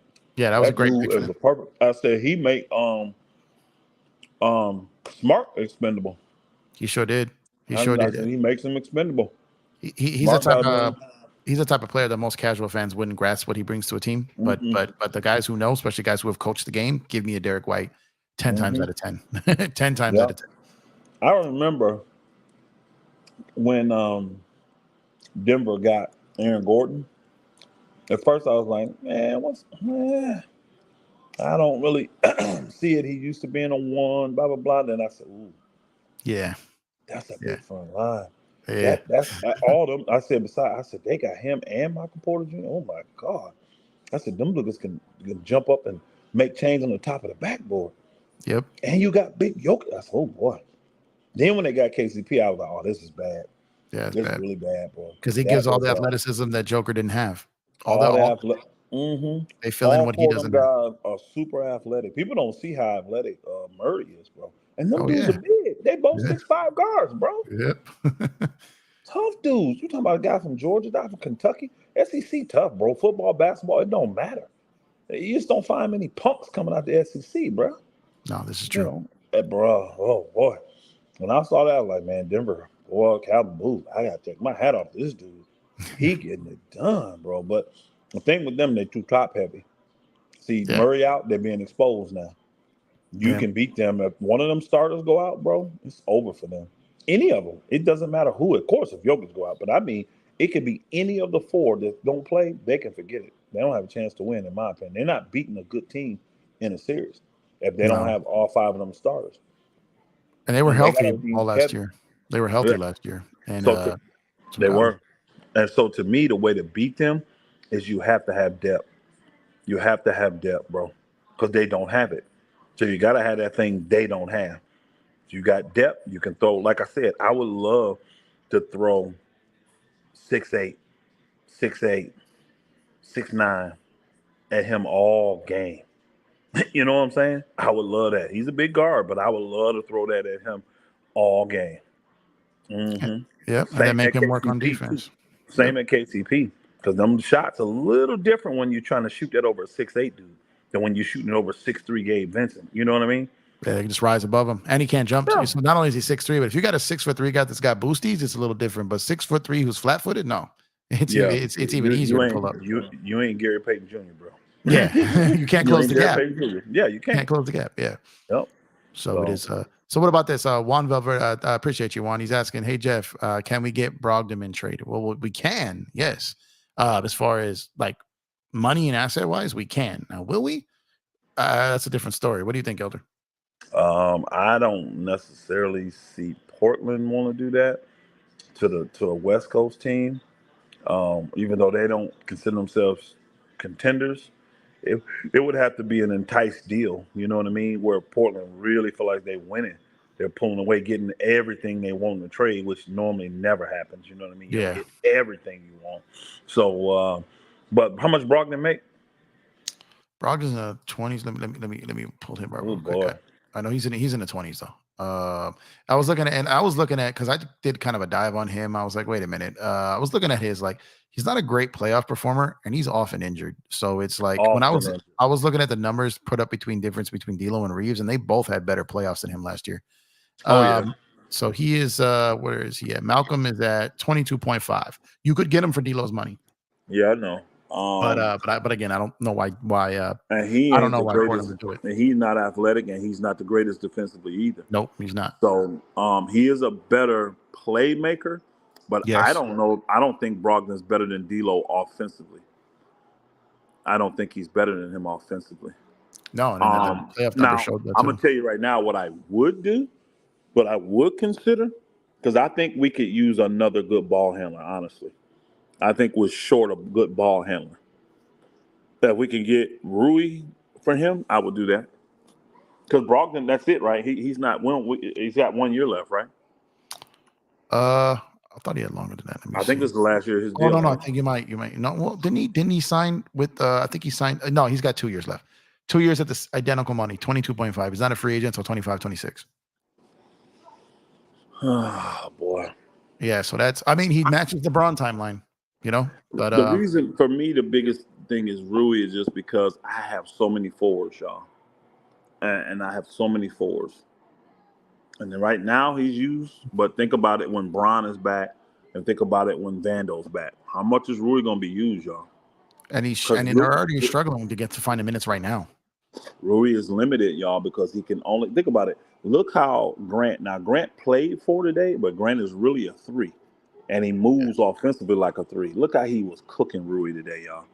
He was doing whatever he wanted at the end of that game because Rui was on him. I'm telling you, he cannot guard 3s, y'all. Rui can't do it. He can guard 4s very good. Yeah. I don't really trust him guarding 5s. So he's so limited defensively that to me, his offense is not outweighing that. It's just not. Honestly, defensively, I would rather have Christian Woods guard 3s. And I know people say he sucked defensively. No, not in a situation like that. He doesn't suck defensively though. No, I don't agree. People are looking at the Christian Wood when he was the first or second best offensive player on the team. I've been telling people all offseason that you're going to be more impressed with Christian Wood's defense this season than his offense, playing alongside a guy like AD. He's never played with another big like that. But he's got the length. He can recover. He's faster than people think. He's smarter than people think. His reaction is good. He can block shots. He can fill lanes. He can shoot the gaps. Christian Wood could do a lot of things defensively, but because people didn't see him play a lot, they just heard the narratives and they fell for it. But when you actually watched him play, when he was on Houston, you know, and he became like the second best player towards the end when Harden was falling apart there, right? Then there were stretches when he was on the Mavs where he played really good defensively because he had no chance of being like a top 2 guy on the team. But there were times where he played really good. But then Jason Kidd was just a weirdo with some of those guys over there with him, with McGee. Like Jason Kidd kind of botched that with Christian Wood and then kind of bashed his reputation, was leaking a lot of that stuff out there. But I saw games last year where Christian Wood was locking people up defensively. And we saw it early in this season when he was playing out there. Some of the best Lakers, some of their best defensive lineups are with Christian Wood on the floor. And AD, Yeah, the pairing of the two. So think about it. Against the Clippers, them two were guarding Kawhi and PG. Yep, and they were struggling. I know they had monster numbers. They had monster nights. But there's a reason. They couldn't close the game. And that's why the Lakers got back in it. Was because of that lineup. And it was also the game where Austin Reaves woke up. As soon as he dropped Powell on the floor and hit that shot, Austin Reaves was back. You know what I mean? That was the move that got him back out the grave. But it was also not just that, but the game against Phoenix, the first game where they had both of them. Remember that play where KD was at the top and they both shaded him and he couldn't see over them and he threw the ball over them, but he threw it away because he couldn't see behind them. So imagine those two being able, because you said it right. Imagine those two being able to chase people around the perimeter and then still having a Vando out there. You know what I mean? So it's like, that's what I was saying. So I was telling people, and it's not that he's the same player or as good of a player, but I said that Christian Wood could be Miles Turner light for these Lakers, you know, as far as his role. Because he can hit the 3, he can block shots. He's not as good a player as Miles Turner, but we don't need him to be playing alongside the gravity of Anthony Davis defensively. He could be Miles Turner like for us was my I actually think he's a better rebounder than per 36. He's better rebounder than him. I think Miles Turner may be a tad bit better shot blocker and a little bit better shooter too. But Christian Wood's shooting that went down a little bit. I think they were close last year. I agree with everything you're saying. I'm looking at those Laker lineups like that. I'm telling you, Vando, I'm keeping him on the floor with Austin Reaves. Yeah. You know, I got to have him out there with Austin Reaves to make up for those deficiencies. I really do.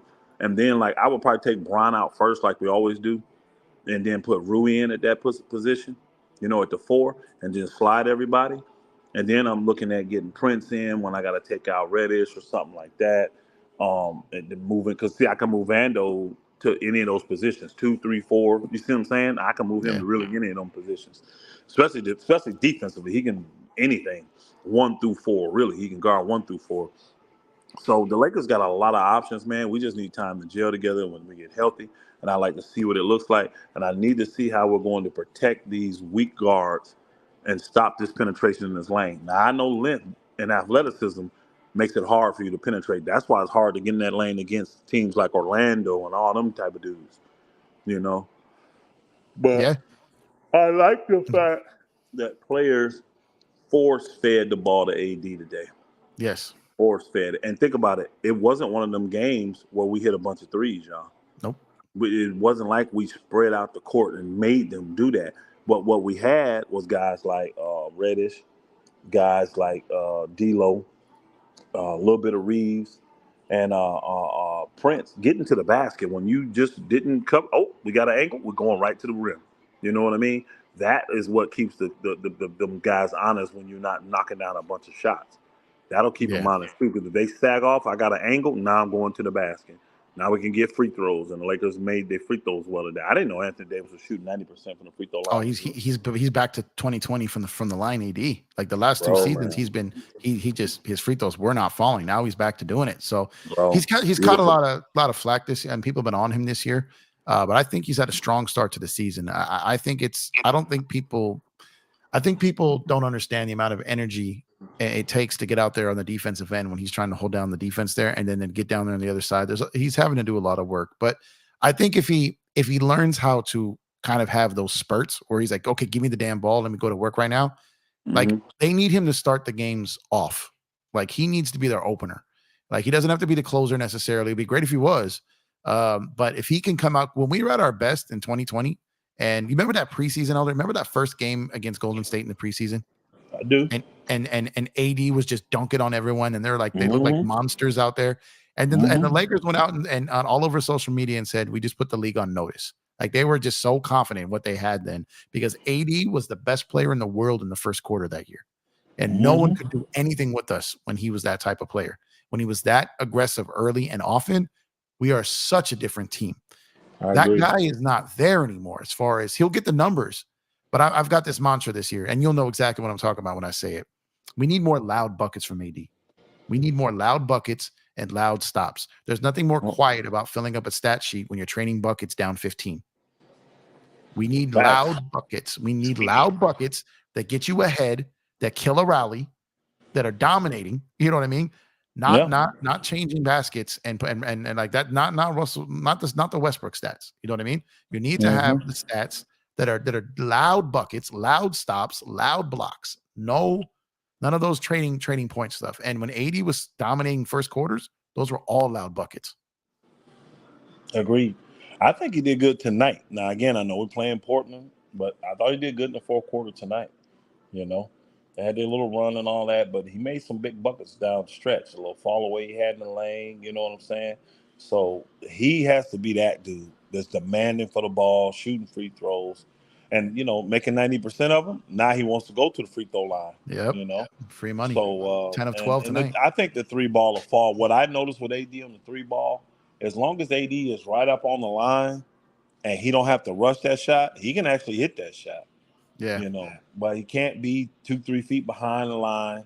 That ain't his shot. But if he get right up on that line, the ball get kicked to him, he can let fly. I don't mind him taking that shot at all, because he'll be mid to high 30s, which I can live with. I can live with that. Yep. He's better from the wing. He's better from the wing on the 3 too. So for some reason, and I like him shooting the wing, because if he's shooting from the corner and he misses, I'd rather our best defender be closer to the top than the side, you know? Absolutely. So, but he's better. But what do you think about this question here from my guy Tutran here, Elder? Would you trade Rui for Kelly Olynyk? No. I wouldn't do it either. I like Kelly Olynyk. I do. He's an effort player. He plays hard, but I wouldn't trade Rui for him. Another guy that's versatile.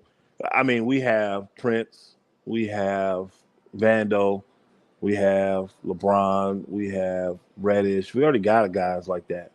So I wouldn't trade him for a fifth person, a duplicate dude. He ain't scoring 20 for the Lakers. You know what I'm saying? Yeah. He ain't scoring 20 a game for us. So, but I wouldn't do it just because we don't need a guy like him. Now, that's probably the only reason the Lakers didn't sign him, because they already had got everybody they needed. You know what I mean? And then it's certain guys, man, stuff just follow him. Like, to me, it made no sense for this dude to average 20 points a game last year and be looking for a job. It didn't make no sense unless there's something going on behind the scenes we don't know about.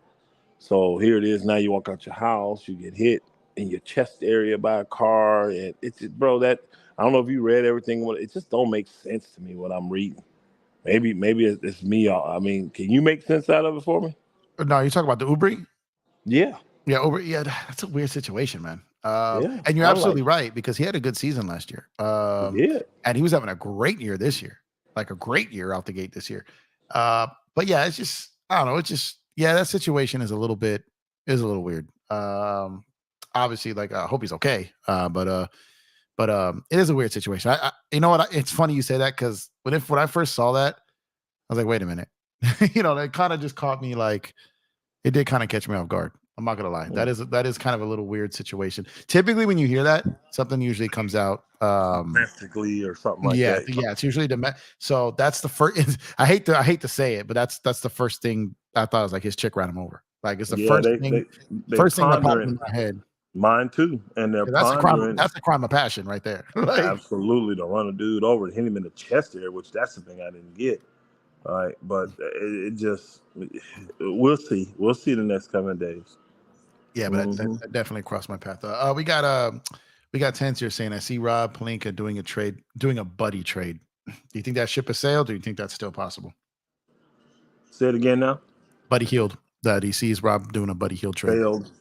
Now, again, to me, doesn't help. He's like a non-crafty D-Lo to me. Now, he's a sniper.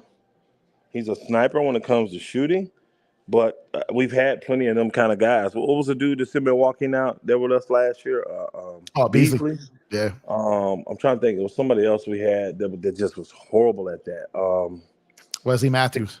Matthews was horrible. The dude, we got another. Then we get a guy from Detroit too that played with the Lakers that was just horrible. Ellington, remember him? We got Ellington, yeah, who was like a career 41% shooter. He had his career year the year before we got him. Yeah, lit up the league every year. Then we get him, he can't hit 30%, bro. So I don't do that with Buddy Hield. I know Pelinka's close to him, used to be his agent, friend, all that good stuff.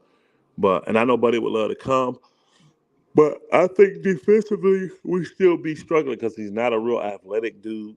He's a little more high energy than D'Lo or Reaves. But yeah. I mean, if I can get Buddy Hield on the cheap, yes, I'm not giving up. Like, I don't know if he's better for me than D'Lo. You know what I mean? I really don't. I don't think he's better for me because D'Lo can score on that level. He can shoot on that level, but he's a way better playmaker.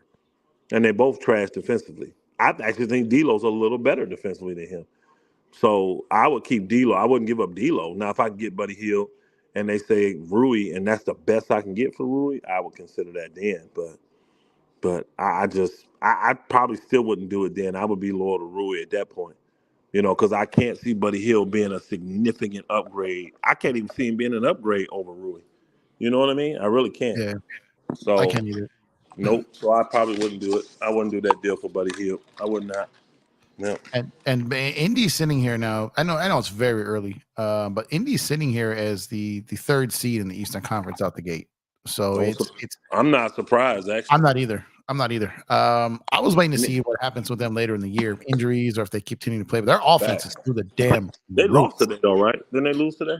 I believe they did lose today. They're 6-4 now. Boy put a 50 burger on them. Maxie did. Maxie. Oh man, Philly 8-1, Elder. 8-1. Yeah, I know. They need to figure out their defense in Indiana. But Tyrese Halliburton had 26 and 17, 25 and 17. That boy's a real deal, man. Yeah. So they lost their first game. Philly did against they beat Boston. They lost their first game, and then now they've won 8 in a row.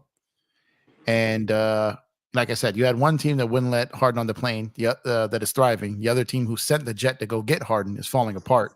Crazy, ain't it? And it's Elder, for the life of me, I cannot understand why they did that, or why they felt they had to do that trade. So try to, in all of your years of experience, in all of your years of everything, in what world did it make sense for the Clippers to feel that they had to make this deal when everything about it just screams it's going to blow up in your face? Now, it's very early and it's only 5 games. I get that. But what was their thinking behind this too? That you were top 5 offense, top 5 defense, number 1 3-point shooting team, the number 1 starting lineup net rating. Everything you were doing was impressive. Why break that up? I don't think they viewed it as breaking up, but what I believe he was looking for was to make sure he had some insurance. And Harden, all those offensive things you said, Harden's supposed to make those better because he is a very good playmaker. He can stroke the 3 ball. He can score on an elite level when he needs to. You know, he did win Philly 2 playoff games last year. You know what I'm saying? So I know the Clippers, the strippers have struggled regular season keeping the guys healthy. So if one goes down, now I got the insurance there. But I don't think they calculated what it would do to the chemistry.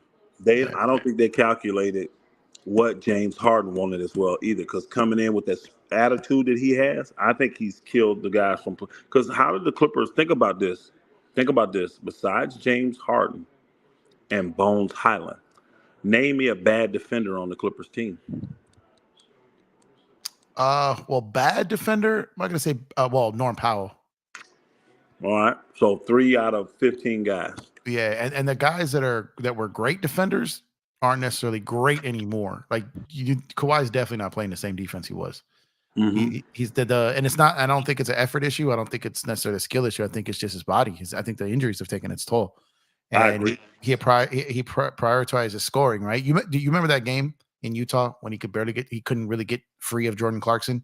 Yeah. And then he has to shoot the 3, misses it. Russ gets the rebound. He can't. I know he lit up the Lakers, and I know he's had moments this season, but he can't get off his spot to his spot, or he can't do what he wants to do as much offensively as he did. Now he's still very, very capable and still gifted and can still score, but it just looks different. The same separation isn't there. The same. He never was very fluid. He was always kind of stiff, but he could get to but it doesn't look the same. On the other side, though, Paul George was coming out the gates blazing this year. He looked like the best player on the team the first 3 or 4 games. And what I see now is I see 4 guys on the court getting equal amount of shots, and there's no like, okay, Kawhi's our guy, then PG, and then it's you and you. Like, I don't see a pecking order. But Empire, Kawhi's not their guy. I literally looked at that article with that quote from what's his name saying we had a meeting. Did you see that with Ty Lue? Yeah. He said we had a meeting and we want Harden to be Harden. We're gonna run through him. Man, what Ticket put that video out, man, they have literally sold out to James Harden. They literally have. And they knew getting him, we have to play basketball his way. And there's no reason to get him to try to make him conform. So they got Kawhi on board. That's why Kawhi came out and was like, on that one interview, hey, I'm just waiting on my turn. You know what I'm saying? And but what it is that has taken, because you killed the spirit of Terrence Mann. You've killed the spirit of Bones Highland, who was starting to play really good for y'all. You've killed the spirit of Norman Powell. Nobody's committed to play defense. Nobody is. And defense, you got to be on the string, bro. You can't just have 2 guys out there committed and 3 not. Or 1 and 4 ain't, because that's what they got. Russ is like the only person that hasn't changed from all this. He's still Mr. Consistent in what he's doing. Everybody else done adjusted. And I just think it's sad what they're going through.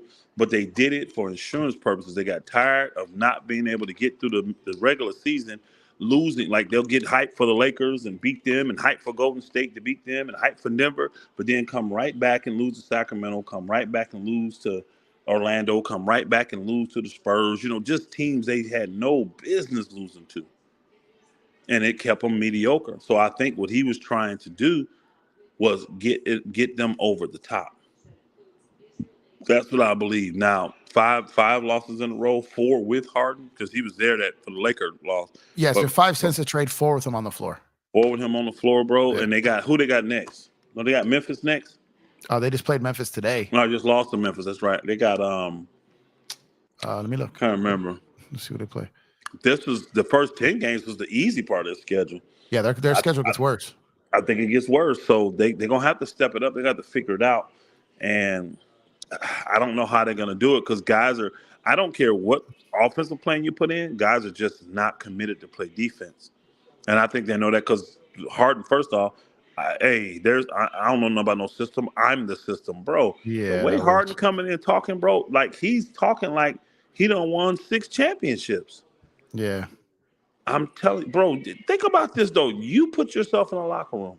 Put yourself in the locker room and you done won championships. You've been the man.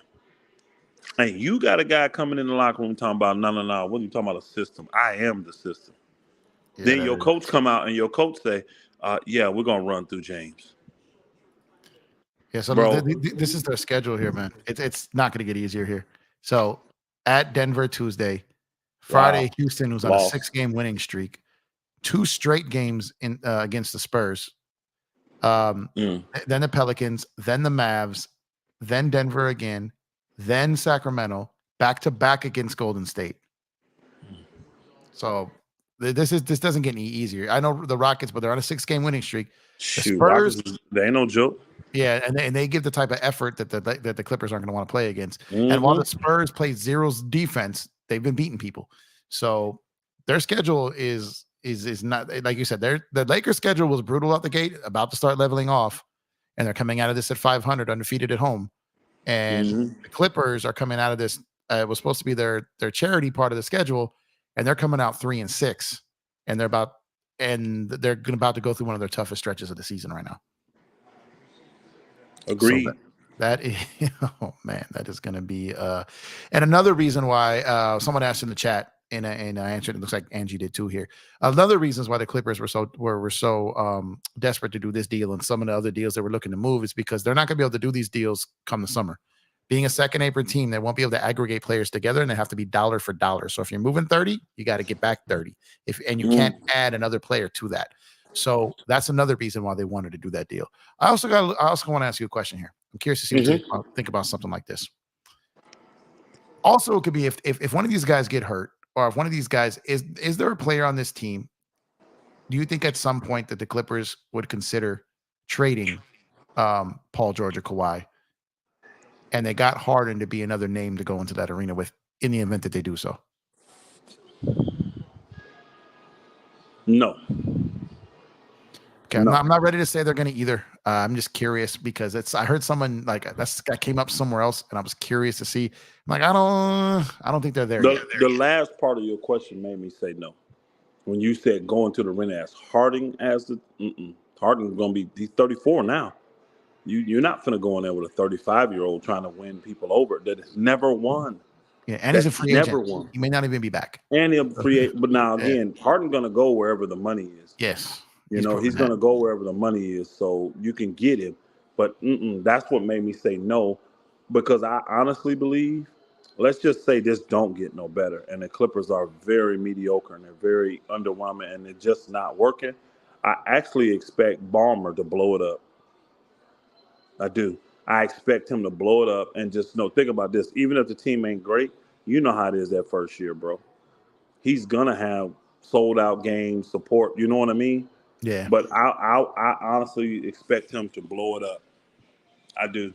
Trade, because he didn't sign Kawhi nor Paul George, so he didn't commit to neither one of them, and he ain't committed to Harden.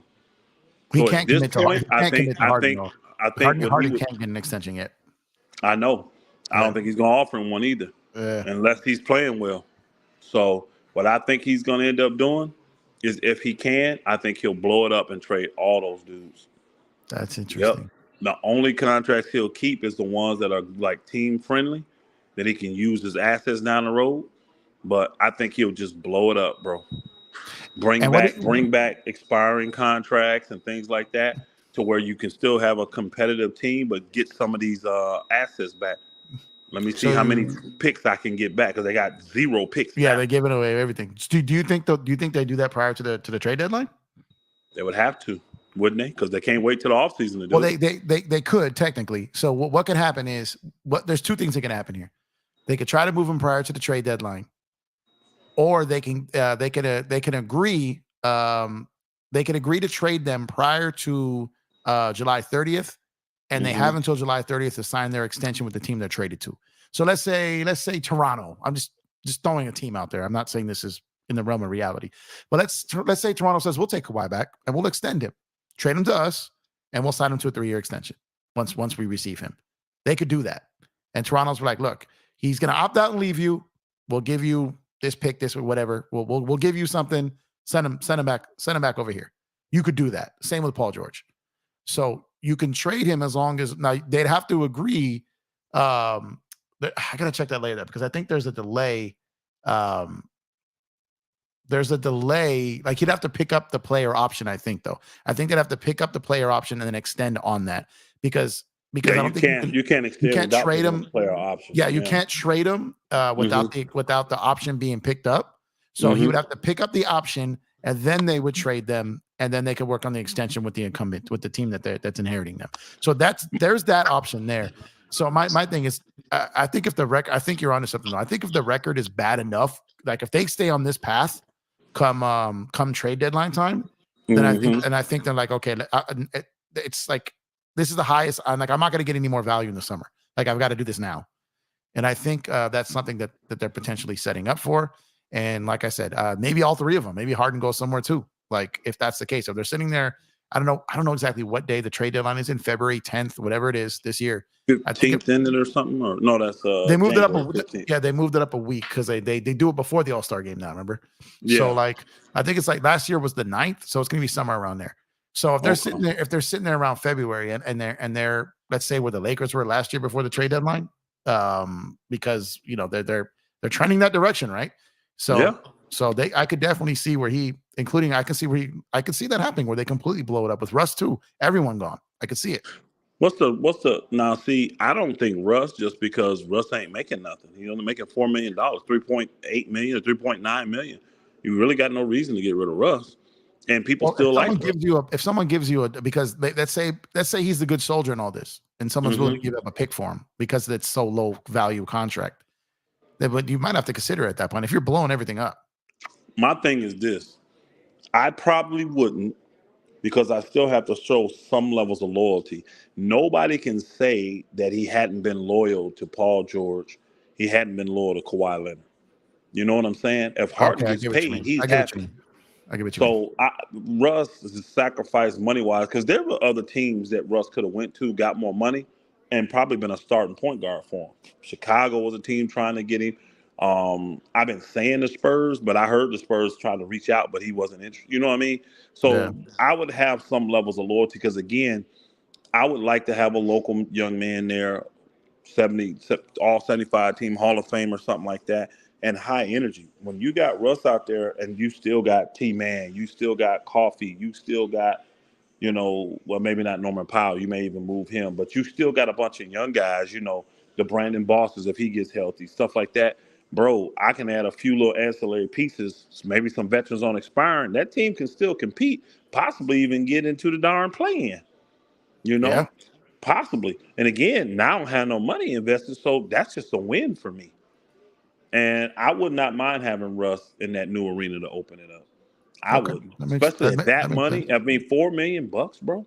I wouldn't mind having Russ. So Russ, you would have to really give me a real crazy package that I'd have to go to Russ and look. Bro, they give me 2 first-round picks, bro. Come on, bro. I got to do this, unfortunately, And Russ is going to be like, no, I want to be in LA, so buy me out. You know what I mean? So you're going to get a disgruntled player.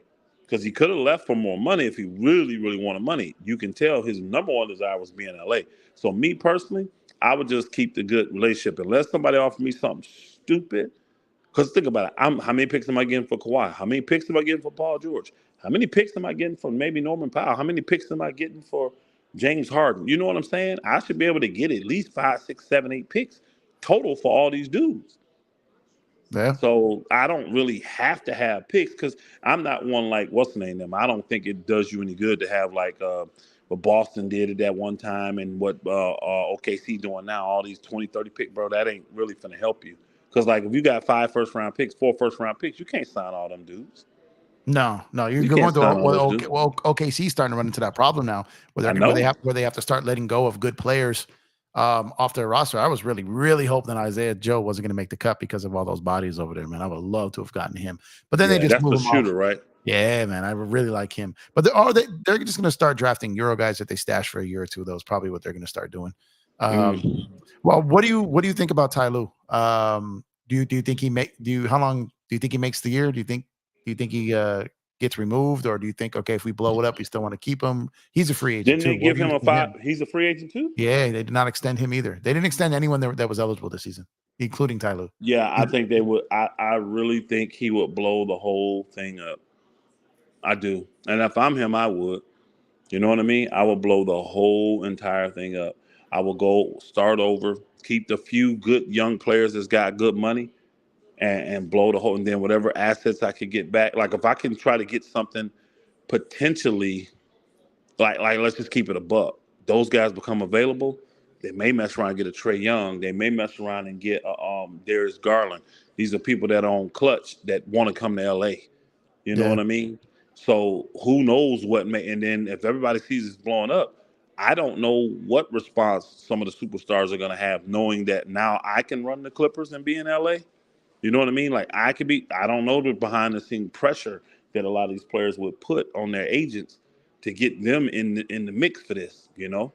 No, you're right about that. And then the way James Harden is, they did this collective bargaining agreement for people like him and Ben Simmons and guys that did this stuff, and it didn't work. James Harden still complained, still acting an ass, and still was able to get exactly what he wanted. You see what I'm saying? So the players are looking at this like, man, who cares how people look at me? If I got my money, if I be an asshole, I can get my money and go where I want to go. You know? Yeah. So I don't know what teams would do, and it would depend on where teams are at. You know, it would depend on where they're at. What their books look like, because this summer, I think we have a chance to see some very high volume trade movement, like this year. Just because I'm telling you, like that the real boogeyman elder is this summer. Like the real boogeyman of the CBA is this summer. Last summer was kind of just like the soft opening, a soft stress test. This summer, it gets ridiculous. So those separate apron guys, even some of the first apron guys, really going to feel it this summer. So this trade deadline and then around the draft is your last real chance to operate without some of the lunacy that you will face for being a second apron team, or even some of the first apron teams. So I think because of that, you're going to see crazy activity. And I think as a result of that, back to the Lakers real quick, I think that's where you're going to see them be in such great position to get someone who gets bought out and no other team being there as a legitimate chance for them to sign with. And a lot of these buyout guys, Elder, you know this. A lot of the buyout guys are bigger names than actually people who deliver results. They're former all-stars and it's more about the name you're getting than the actual production. It's very rare that anyone who signs from the buyout market contributes to anything. It's very, very rare. But this season, it could be a and current all-star. You know, if it could be any type of guard that is aggressive offensively and can handle that ball and distribute a little bit, that's what the Lakers should go after. To me, or defensively, I mean, our biggest weakness on this team right now, people say we can use a little bit more shooting, but I've seen us win with worse shooting, you know? Yes. My biggest thing is we have to get something out there defensively to stop these guards from penetrating. That's the biggest thing we got. We do that. So that could be as simple as Vando becoming available.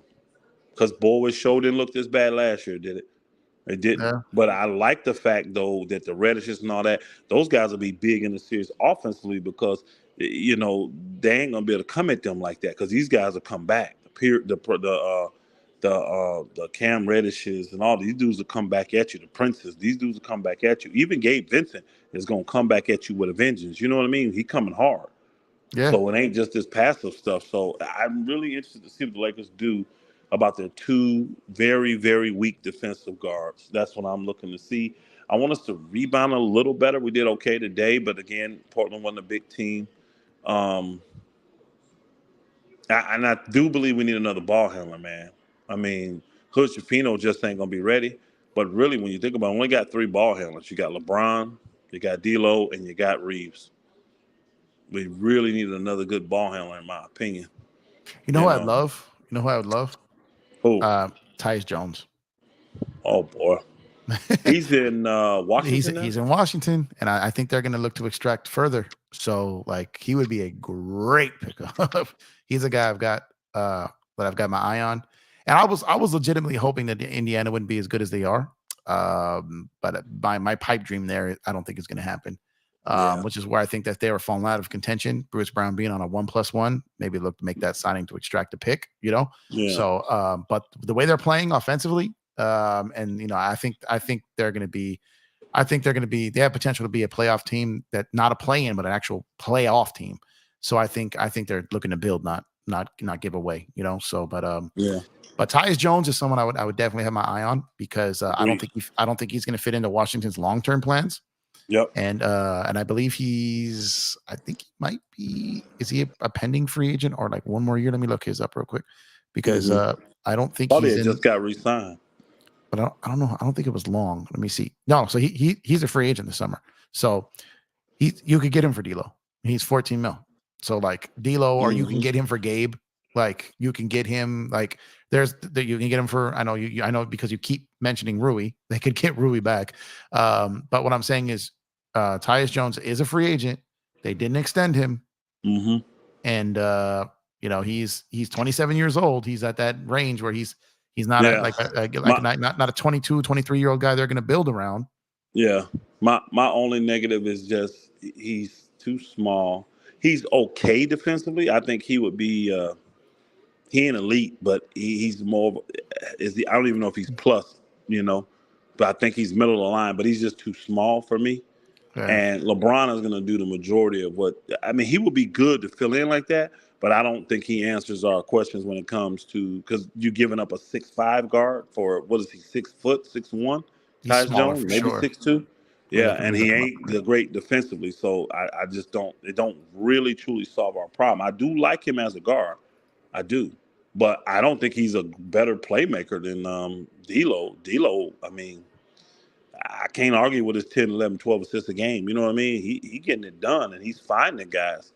So he's looking about 5 assists a game right now. If I could get him and get rid of Rui, I would possibly do it. I would want a big forward, but I'm telling y'all, man, I need a guy like DeMar DeRozan because he's a walking bucket.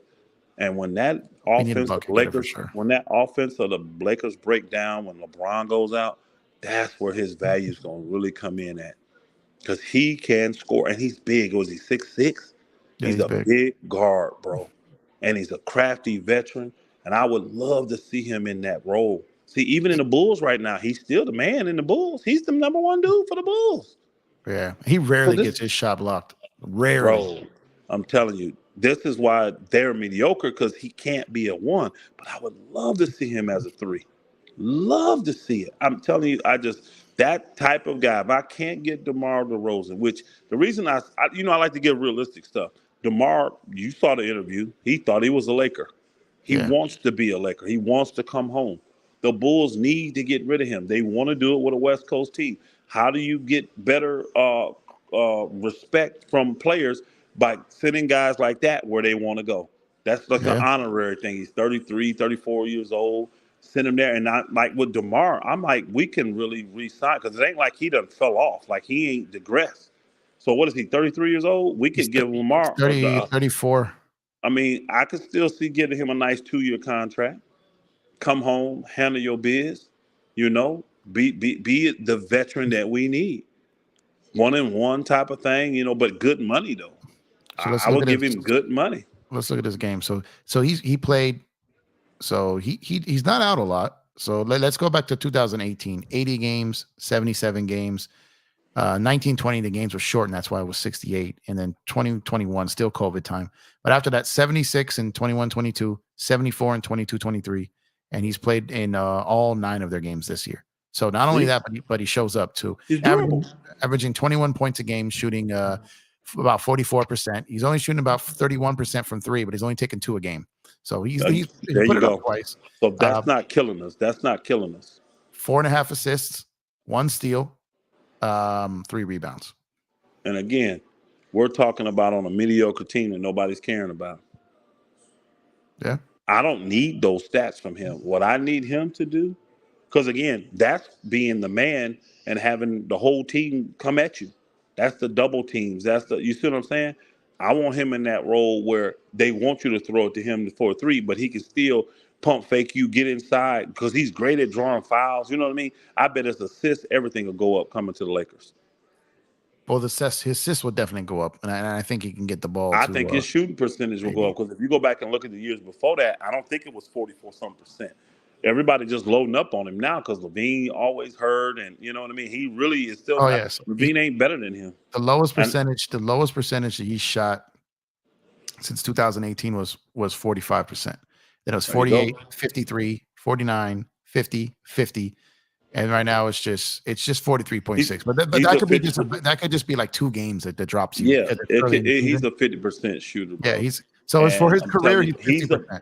He's a bucket, and that's what I'm telling you. That kind of guy with and he's a big guard. We need a big guard that I know he ain't the greatest defensively, but to me, he's way better than what D'Lo and what Austin Reaves could do, because he just by his being a savvy veteran alone is going to be better. And also check, he's 33% career average from 3. League average this year is 35%. Again, I would love to see it. Yeah, and he ain't got to shoot threes for the Lakers. Think about it. Look what the Lakers did tonight. 19 threes. What's the name of them shot? 38 threes. They were outscored by 27 points from 3 and still won the game. And it wasn't a 2-point game, 3-point game. Because they won the rebounds and they won the rebounds and won the turnovers. That's what they had to focus rebounds, on. Turnovers, and free throw line. Free throws. Yep, those are the things. Yeah, and those are all things that DeMar DeRozan do well. Yeah, he's money from the free throw line. I just really believe he is a perfect fit because he wants to come home. I think DeMar DeRozan should retire Laker, bro. I really do. And I think that from the free throw line, 84 career. I think that is a perfect type of fit for the Lakers right now. We get rid of some of the redundancy at the power forward position. I would love to get another player too from them. I would love to do the 2-for-1. I would want DeRozan and maybe Caruso if they're trying to get off his contract, and we give you Rui and D'Lo. I would insist on Caruso if they're demanding a pick. Like if you want a pick, then we got to then it has to be D'Lo. I'm sorry, that it has to be DeRozan and Caruso. Actually, I like all them dudes that because the guys that would be up would be Kobe White. It would be Williams. You know what I mean? The one Williams dude. Or Caruso. That guy wants a bulk. That dude's asking for $200 million. Like that is Williams on extension. Yeah. He's not worth it. I'll be willing to get rid of him, but he ain't gonna get that $200 million. No, he's not gonna get that $200 million. That's crazy. See, that's even more for the Bulls. But I like him as a player. Yeah. I like him as a player. He's an athletic big. He's an athletic 3-man. I mean, 6'8". I like Kobe White. He's a big guard, man. 6'6". Yeah, I like Kobe White. You see what I'm saying? I would take any of them dudes, bro, because Kobe just resigned, so maybe they want to get off that salary. You see what I'm saying? Well, if they blow it up, if they definitely blow it up, they're going to look to get off that salary. But I just worry about. I don't know if the Lakers are going to want to go past 2 years because I think they want to line up the LeBron timeline. So Kobe White has got, but that's a very movable contract. He's got my 11, thing would be 12 my thing. 12. If you're young enough, I think he'll like a Kobe White. You'll do that because he's lined up with AD. Now, older player like old boy DeMar, they probably gonna want to do that lineup with LeBron. You know what I mean? Well, I'm worried about getting to max money to get another star for AD. You know what I mean? So, like, if you have no cap space, and 2026 is a massive year potentially for free agents. So you want to be You want to have available cap space. But guys like Kobe White, you'll be able to move easy. He makes less than mid-level. So you'd be able to move him fairly easily if you had to. So so he's 11 million. So you could get crazy here. So you can get DeRozan, you can get Caruso, and then you can try to fill in something else there, or add more money and move one of your guys in in that range too. So it depends. It depends on what. So people will ask. Let me see. I think someone said, "What would be your trade for DeRozan?" Well, I think it depends on what the Bulls want. Are the Bulls looking for cap relief and picks, or are they looking for someone who can play now and later? It depends on what the Bulls are looking for.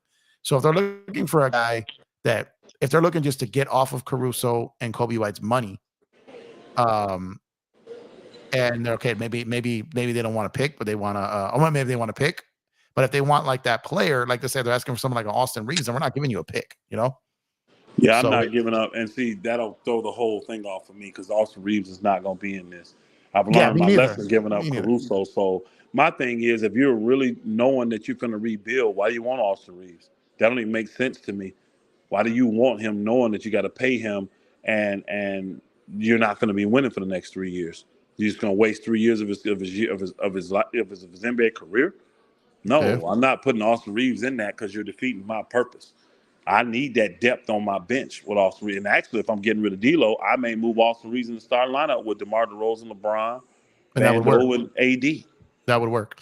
Him as a starting one would be great. It's just him and D'Lo together just don't work. Can't do it. Yeah, but they can't do it. But Reaves is playing the point when he comes in. I mean, he can play it. He can play the point. He can. He just needs that relief off of him. But and if they load him up like trying to get ball out of his hand, look who he's going to. It's going to LeBron. It's going to DeRozan. You see what I'm saying? And then if you double them, now you got Vando wide open in the corner, AD. I'm just, man, and you got Reddish now still. You got Reddish coming in or whatever. Man, I'm just look at this lineup that Angie just put up here. Imagine AC, Reddish, Vando, Braun, and AD on defense. Oh boy. What's that again? Give it to me again. Caruso, Reddish, Vando, Braun, AD. Wow. I like that. I actually like the what's the name I put out there better. Honestly, it's longer. That one you did was I did the Braun at the point guard, at the 1, Reddish at the 2, Vando at the 3. Who did I have at the Prince at the 3, Vando at the 4, yeah, and then AD at the 5.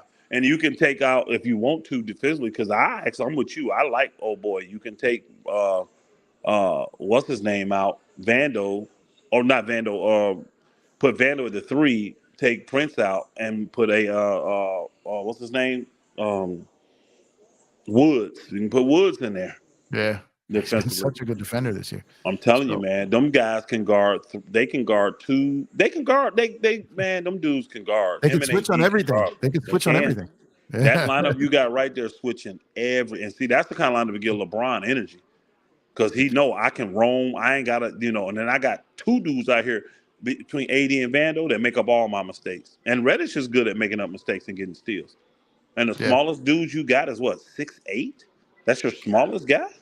Yeah. You said 6'8"? You hit it on the head. You hit it on the head. Toronto, but more skilled. Hepatitis C later is asking about what about Rui for Jared Allen? Oh boy. Bro, I would do that and give up a pick for that. Yeah. I would. Put AD next to him. Oh man. I would do that. We talked about it earlier where I was telling on Kareem's, I was saying that because he brought up what's the dude name over there, the star? Mitchell, who I don't like at all. Yeah. I don't like Mitchell at all, bro. I don't want no parts of him. I said, honestly, if I'm the Lakers, I don't want Mitchell. I want Garland because remember we were finna draft Garland. Had to give up that pick. The Lakers wanted Garland. So I'm trying to pry Garland, and now I'm telling you, you let me put together a deal where I can give up. I would, and I'm being honest with you, I would give up D'Lo, Reeves, and Rui, and a pick to get Garland and Jared Allen. I would. My God, if we could get I would. Yeah. Would Cleveland do that though? Yeah. Yeah, I don't see where they would do that. Nope, Cleveland ain't doing. They love Garland, bro. I heard some kind of report that they said, man, they'd rather ship a man to the moon or something before giving up Garland. Like, the only way they would get rid of Garland is if Garland can't, because Garland is a clutch client, y'all. If Garland came begging them, saying, "Look, I don't want to be here no more. I can't play with this dude," and then it would also take them having Mitchell saying to them, "Look, if you don't get rid of Garland, I'm gone. I'm leaving as a free agent." It would Yeah. take both of those, and then they kind of forced to do it. That's the only way. That's it. That's the only way I think they would get rid of Garland, honestly. And even Yeah. in that, they may say, "Look, bro, just bye, bro, or we're gonna trade you before." You know what I mean? We're gonna trade you and get what we can get for you. But they gave up a lot to get him. You know what I mean? Yeah. And A and and, young, and, a and young, recently, a young up and coming player, that Abu Dhabi dude, whoever his name is over there, the yeah. 3 man. I can't remember his name, Abaji or whatever. He's gonna be good. Then they gave up an all-star in marketing. Yeah. Then the picks, you know. So they He's got got a lot in old boy. They just can't just give up on him. So if he come talking crazy and Garland talking crazy, there's a chance. And again, I'm telling y'all, let the Clippers blow it up. That's gonna change the game, man. yeah, It's gonna be well, a lot of people, and I'm gonna be wondering who gonna want to get these. Because think about it, guys like Paul George, guys like Kawhi, yeah, even guys like Harden are guys that teams feel we get this dude. He could be the one to put us over top, win the chip. He could be. They'll do like they did when Toronto took on Kawhi. Kawhi. Like let's just roll the dice. What we got to lose? He could be that piece. But you know what? To me, it would have to be the same type of scenario. So what team is that? To me, that would only be Boston. What team is always getting close but can never get over the hump? Miami. Boston or Phoenix. Or Phoenix. Phoenix. Miami. Boston. Phoenix. Philly. Philly. Philly. Yeah. Philly could be that team. Well, The shit, the Knicks will Clippers. try. The Knicks will try. The Knicks would. Yeah, the Knicks would definitely try. Well, Um, Dallas. I mean, they're off to a great start. there you go. Dallas. Dallas, another one of those teams. Houston. Houston. Because if they can build on what they currently have, I just can't think any of them players would agree to go to Houston, though. You know, that they would botch that. But I'm talking if they thought that it was a contending team, because think about it, the player got to also think, if I go there, I am that difference maker that can get us over the top. yeah. So they ain't going to think that. Even with the way Houston's constructed, they're not going to think that about Houston. Not even OKC, you know, not Toronto. What about Minnesota? Man, Because the way they started this year, Minnesota. are they catching people's attention? Yeah, they should be. They what? Are they first now or Yeah, second? I think they're first. Let me see. Because what's the name lost tonight, and they won. They only got 2 losses, right? And Denver got 3. So no, they're 7-2. Denver's 8-2. Dallas is 8-2. Hold on. Denver lost tonight. How are they 8-2? Unless NBA.com hasn't updated their. I'm looking. Yeah, Denver lost to But I thought Minnesota. they only had one loss. No. Denver lost to, maybe they did. No, Denver lost to Minnesota. Or maybe it was only one loss. I thought because they were 8-1 after when they beat the Warriors. I think was it the Warriors? Yeah, I think they went to 8-1 after beating the Warriors. So Damn, I thought somebody else beat them, bro. So they're 8-2. Dallas is 8-2. Minnesota 7-2. Houston 6-3. OKC 6-4. Golden State 6-5. Lakers are 8th at 5-5. Phoenix 9th. New Orleans 10th. Clippers 11th. It's funny because the Clippers are pretty much hovering. What is the Clippers? What are they record? 11th. They're 3-6. Same record as Portland. Wow, bro. San Antonio's 3-7. Utah's 3-7. Memphis is 2-8. So it's like they're a game and a half out of the 15th place in the West right now. Yeah. Man, Lakers 500 and they still 8th. It's crazy. Yeah, they're all botched in. They're 8th, but like they're the Lakers are 8th, but they're like 3 games out of first. That's crazy. So it's gonna be like all boxed in. They're 1.5 games out of 4th.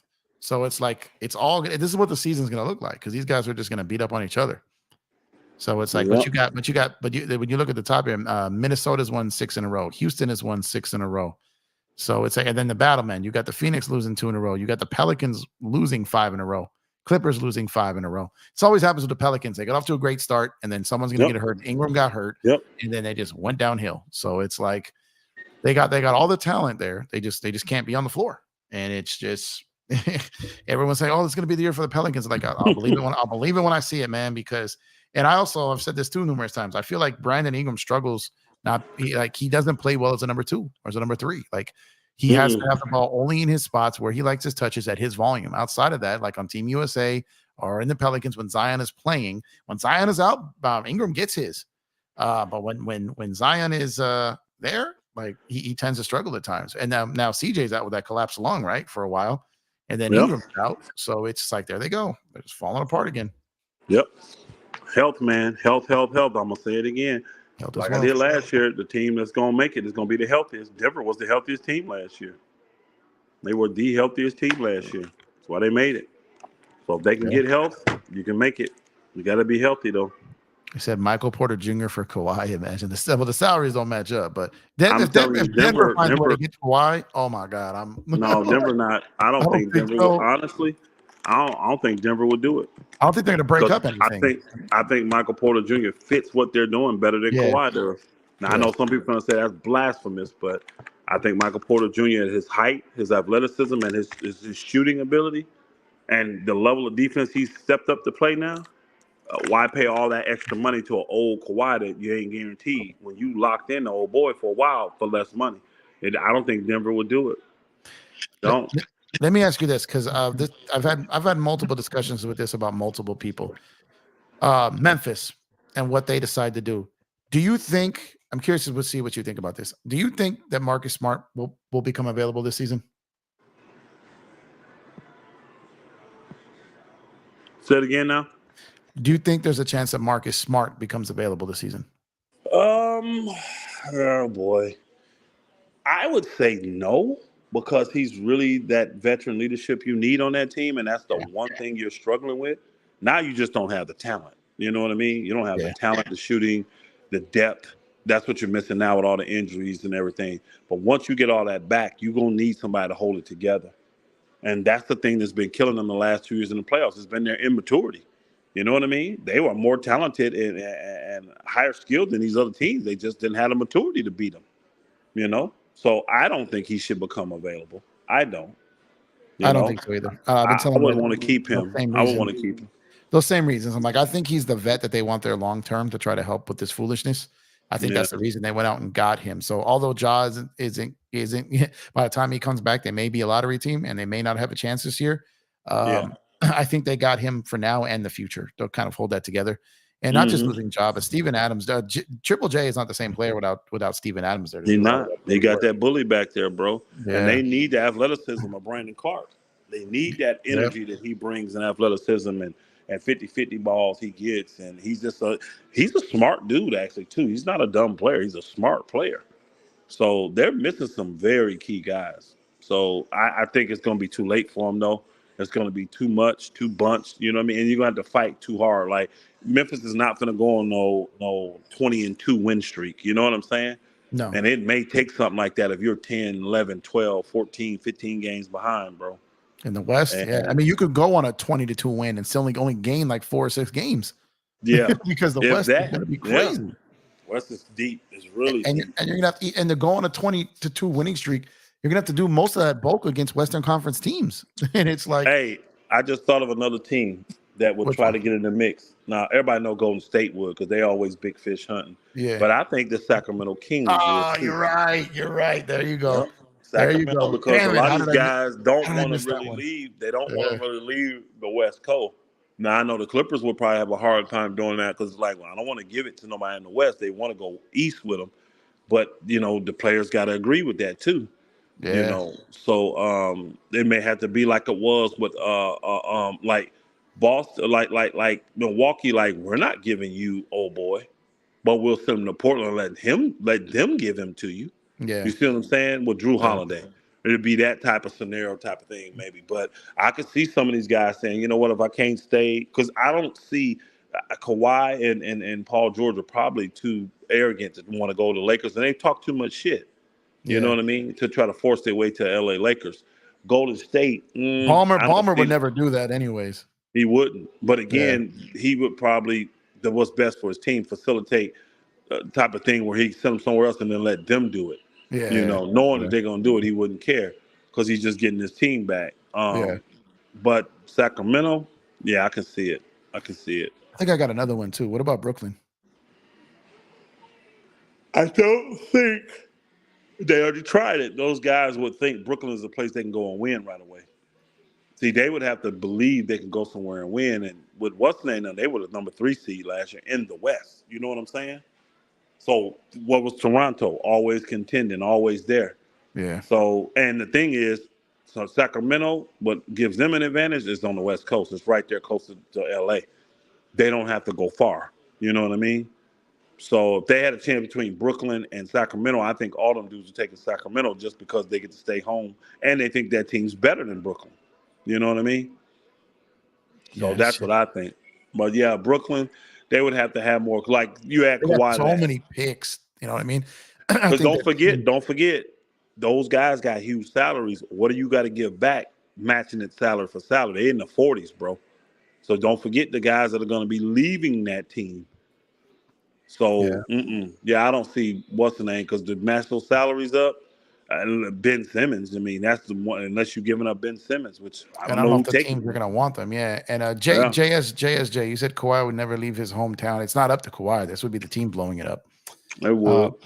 So it's not Kawhi leaving free agency, which honestly he still might. But it would be the team making the move is what we're talking about. If Ballmer decides, if they're sitting there mid-January, end of January, and it's looking like they have no chance, Yeah. I think they do blow it up. I think they do. Yeah. Ballmer does not. At the end of the day, you can think of what you want about this Harden trade, and you can say whatever you want to say about the Clippers, but Harden is no. I mean, excuse me. Ballmer's no dummy, and I think Elder nailed it right there when he said he'll get his team back. Yeah. He in his mind, he believes he can build it again and build Yeah. something that'll get him back there. He's gonna have a brand new arena if he cleans his books, has picks. Got young talent. See, that's another thing Yeah. people forget. He's got young talent on that team, y'all. That if you put the right couple vets with that ain't making a ton of, man, they can compete. And again, think about it. What the Clippers have they seen competing? No, what they've seen is a bunch of hurt dudes. Yeah. That we know at the end of the day, they ain't gonna get it done. So they don't have to just fall off, y'all. They don't have to. They got enough young players to compete with anybody in the NBA. Man, could you imagine if Miami got Kawhi or Paul George? Say it again. Could you imagine if Miami got Kawhi or Paul George? Maybe. I mean, they'd be there's. You giving they up could be Tyler outbid. Hero, right? You giving up Tyler Hero, right? You would have to, money wise. You'd have to give up Tyler Honestly, Hero.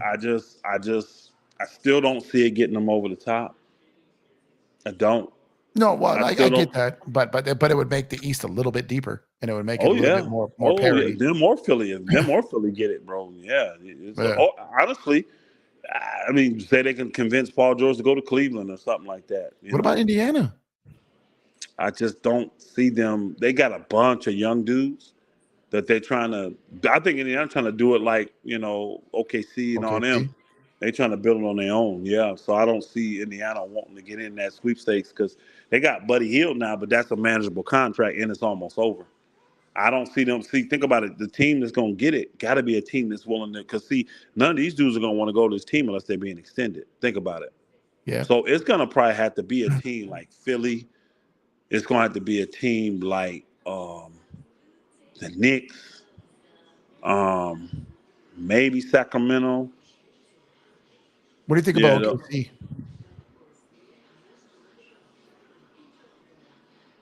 Because Clippers might be able to get some of their own picks back. That's what I'm thinking they're going to try to do. Give me my picks. Give me some picks. OKC, if they're looking to add one more killer. I mean, you know what? Like I could see Paul George going back. Yeah, that's what I'm saying. Paul George, yeah. But $40 million in contracts, who you sending back? Well, if you're looking to move like expiring, Dort, I think is approaching 20. You got him. But Dort just got that deal. He just got it. I think he's a couple years into it, isn't he? I think he just got it last year. He got re-signed last year for $18 million a year. So he got at least 3 years left on that deal, at least. So I don't really see that. Yeah, he does. And to me, honestly, for that team, because I need defenders big time. I don't necessarily need scores because I got a bunch of that. I actually prefer Dort for that team than I will Paul George. And he fits their So I timeline. don't know what they could give up. See, that's what I'm saying. It's going to take a team like the Knicks, somebody that's got some high salary, but not a lot of years. Say like just to say what's the name? Them say let's swap. They got Bertans money too that they can move with the. Yeah, let's swap in Philly, Tobias Harris Tobias Harris, yeah, free agent for to what's be. the name? Clippers that's fallen off the books. You've been here before. You didn't want to leave. You know what I mean? Bring him back on a lesser deal, type of thing. You know, good solid role, good solid veteran. You know, so I can see that, and Philly taking the chance, rolling the dice, like, hey, let's get Kawhi, let's get old boy, and that will be easier because Tobias making what 37, 38 million. So you can really do that deal, you know, with no other players if you want to, 1-for-1 with some picks. Now I don't know if Philly even got picks, but Philly's got some you can do man. that deal. Kings with Kawhi is scary. Yeah, Kawhi and the Kings would be nuts. He'd be like a perfect fit there. Man, that would be crazy. Kawhi ain't the same player he used to be, though. No, I mean, he's not. Yeah. Who's going to invest in that? Because these dudes ain't leaving no money on the table. I mean, this is another thing. Which team is going to be willing to say, besides the Knicks, look, we're going to be willing to commit 3 to 4 years to one of you guys at big money, 40 million minimum a year, 50 million. Who's going to do that besides a team like the Knicks, in my opinion? I don't see Pat Riley doing that. No, Pat Riley won't. Knicks, I'm not sure. Boston doesn't really have, unless they move Jaylen Brown, which I don't think they're moving any one of their main guys, and they don't have a lot of depth after that money wise. Boston's kind of stuck with who they have. Yep. Milwaukee the same. But then when you get like the Minnesotas, you get into like the like you said, Sacramento. Sacramento might overpay a little bit because they're thirsty for success, right? How long has it been since they made the playoffs and they got in it last year? So that owner beat first round. Yeah, that owner's a little eccentric, right? Like you said, Golden State definitely goes big game hunting. I got another place, but it ain't gonna happen. Let's say Phoenix ain't working out. Yeah.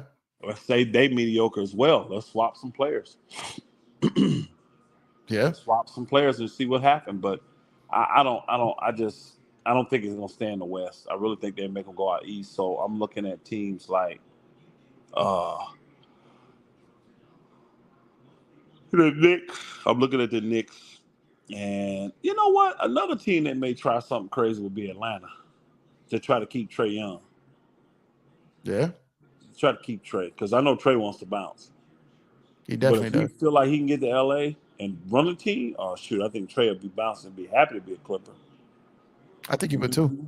And that would be man, there's so many different I think there's this for the first time since this team got put together, I think there was a legitimate chance it gets blown up.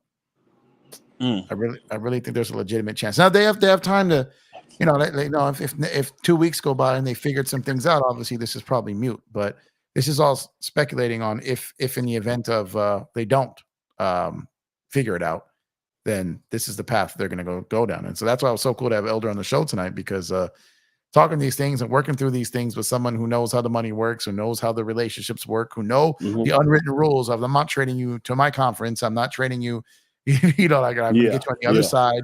And look, you want to go there, fine, but I can't sell to my fan base and I'm trading you to the Lakers. So I'm going to trade you there. And if y'all work out something with them, go ahead. I don't care. It's not my business no more.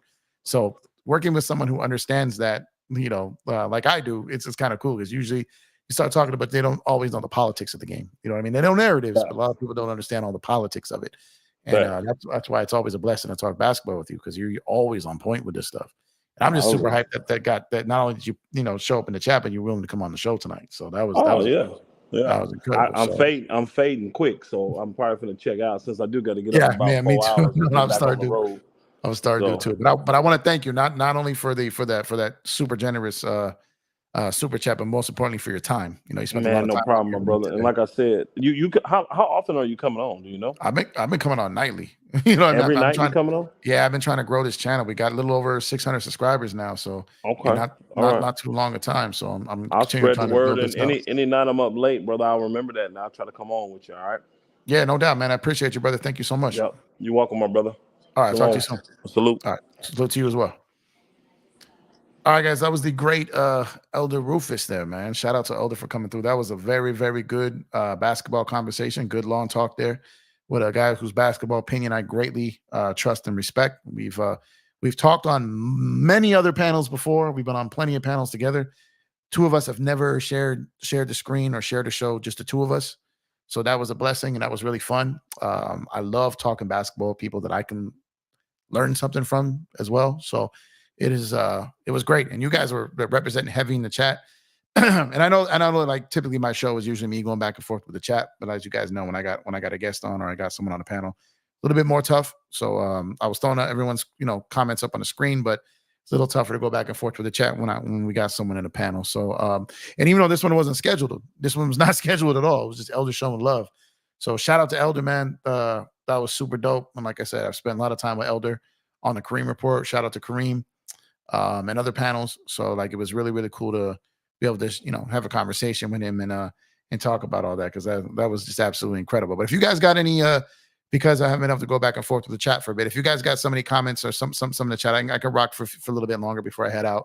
Because like I said, that's typically what we do. And I don't want to forget about y'all tonight. But when you got one of the great ones to ever do it pop up, you definitely got to make time for that man. So and I always will whenever he wants to come up. So shout out to Elder again, man. That not only did he bless me, like I said, with that super chat, but he blessed me with his time, which is super dope. I'm truly humbled, man. So appreciate you, brother. Thank you so much. Ethan Jones says Kawhi and PG are injury prone players. Since they got to LA, teams ain't going to give the Clippers what they want. Well, it depends what the Clippers want. If the Clippers want to clear the decks and the Clippers just want something to maybe start over with, then that might could happen. So I think there's a chance more than people think. Giovanni says, Empire Jeff, love your show tonight with your guests. Fire. Go Lakers. Hey, thank you. Like I said, me and Elder have always had great rapport. We've always been able to talk basketball great, very respectful.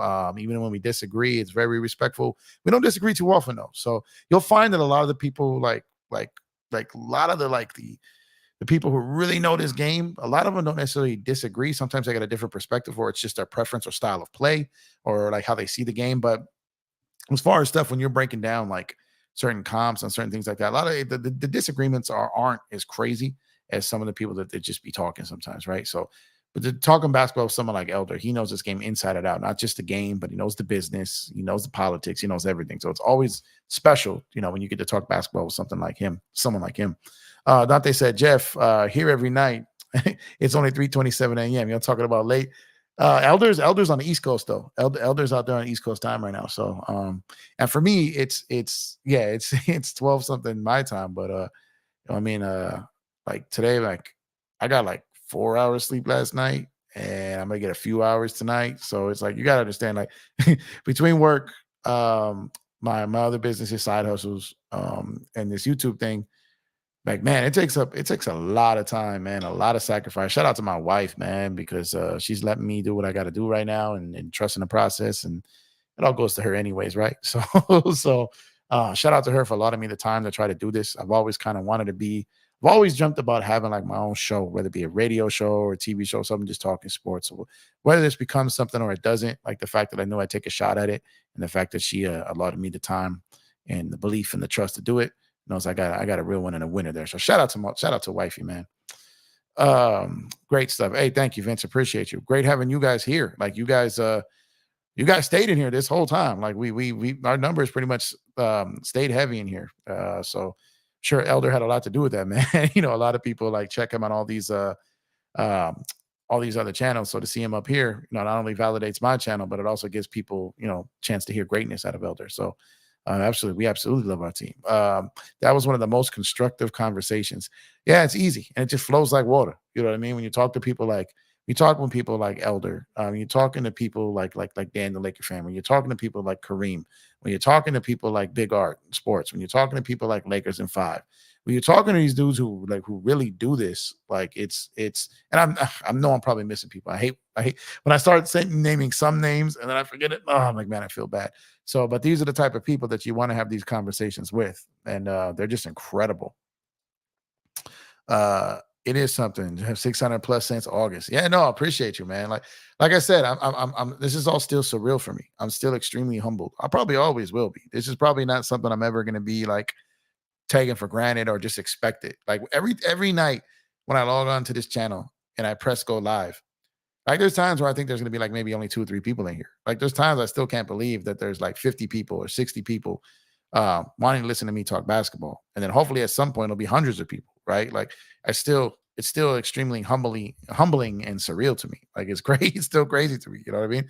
Because it's fun. Every time I press that go live, it's still fun. You know what I mean? Like I still get excited. We crazy fans and probably need meds. No, we don't need meds, man. All of us need medication, but we stick together. The Lakers stress us out sometimes. Mental health is real, absolutely. But I'm just saying, like it truly is a blessing. So shout out to you guys for making this possible. Shout out to Elder for like I said, that $50 super chat and for spending his time, which is extremely important. Shout out to you guys for all the questions, for all the comments, for all the support, for all the likes, for all the subs. Just shout out to all y'all, man. This was like I said, a really, really fun night. Went by, feels like it just started. And I've been on here about going on 2.5 hours, but when you're talking basketball, I can put a full 8-hour shift on this, man. So just bless y'all, man. I'm gonna get out of here though. Another minute or so here. I've always been a Laker fan though, casual because of my pops, and recently became more serious. Channels like yours, Dan's, and Laker Nation have helped me understand the NBA a lot more. Keep it up. Hey, thank you, man. I appreciate you so much. And that's exactly what we're here for. That's exactly what we want to do. That's exactly the type of community we want to build. We just want to talk basketball. To me, it is all about the content. It will always be about the content and always be about our love for the sport of basketball. So appreciate y'all with that. I'm going to go ahead and head out of here for the night. Like I said, whenever you guys are here, I cannot show my appreciation enough. You can be anywhere in the world, but you're here with me, and I appreciate that. So y'all make sure to have yourself a safe Monday. I will definitely talk to you guys tomorrow night. The Lakers don't play again until Tuesday, but we get a Tuesday, Wednesday back-to-back, so it's going to be heavy this week. So, like I said, thank y'all guys so much. Night to you as well. That's supposed to be a bet. I know, me too. Hey, Ahmed, thank you so much, man. I love you being here, so appreciate you. I love you guys, man. But I appreciate everything that everyone brings and the time you guys donate to this show. I appreciate more than you will ever know. So I'll catch you guys tomorrow. You guys have a good, safe Monday. Excited to get this Laker win. Excited to see the Clippers lose. And everybody get a good night's rest. Catch y'all tomorrow. Let's go, Lakers. Be safe.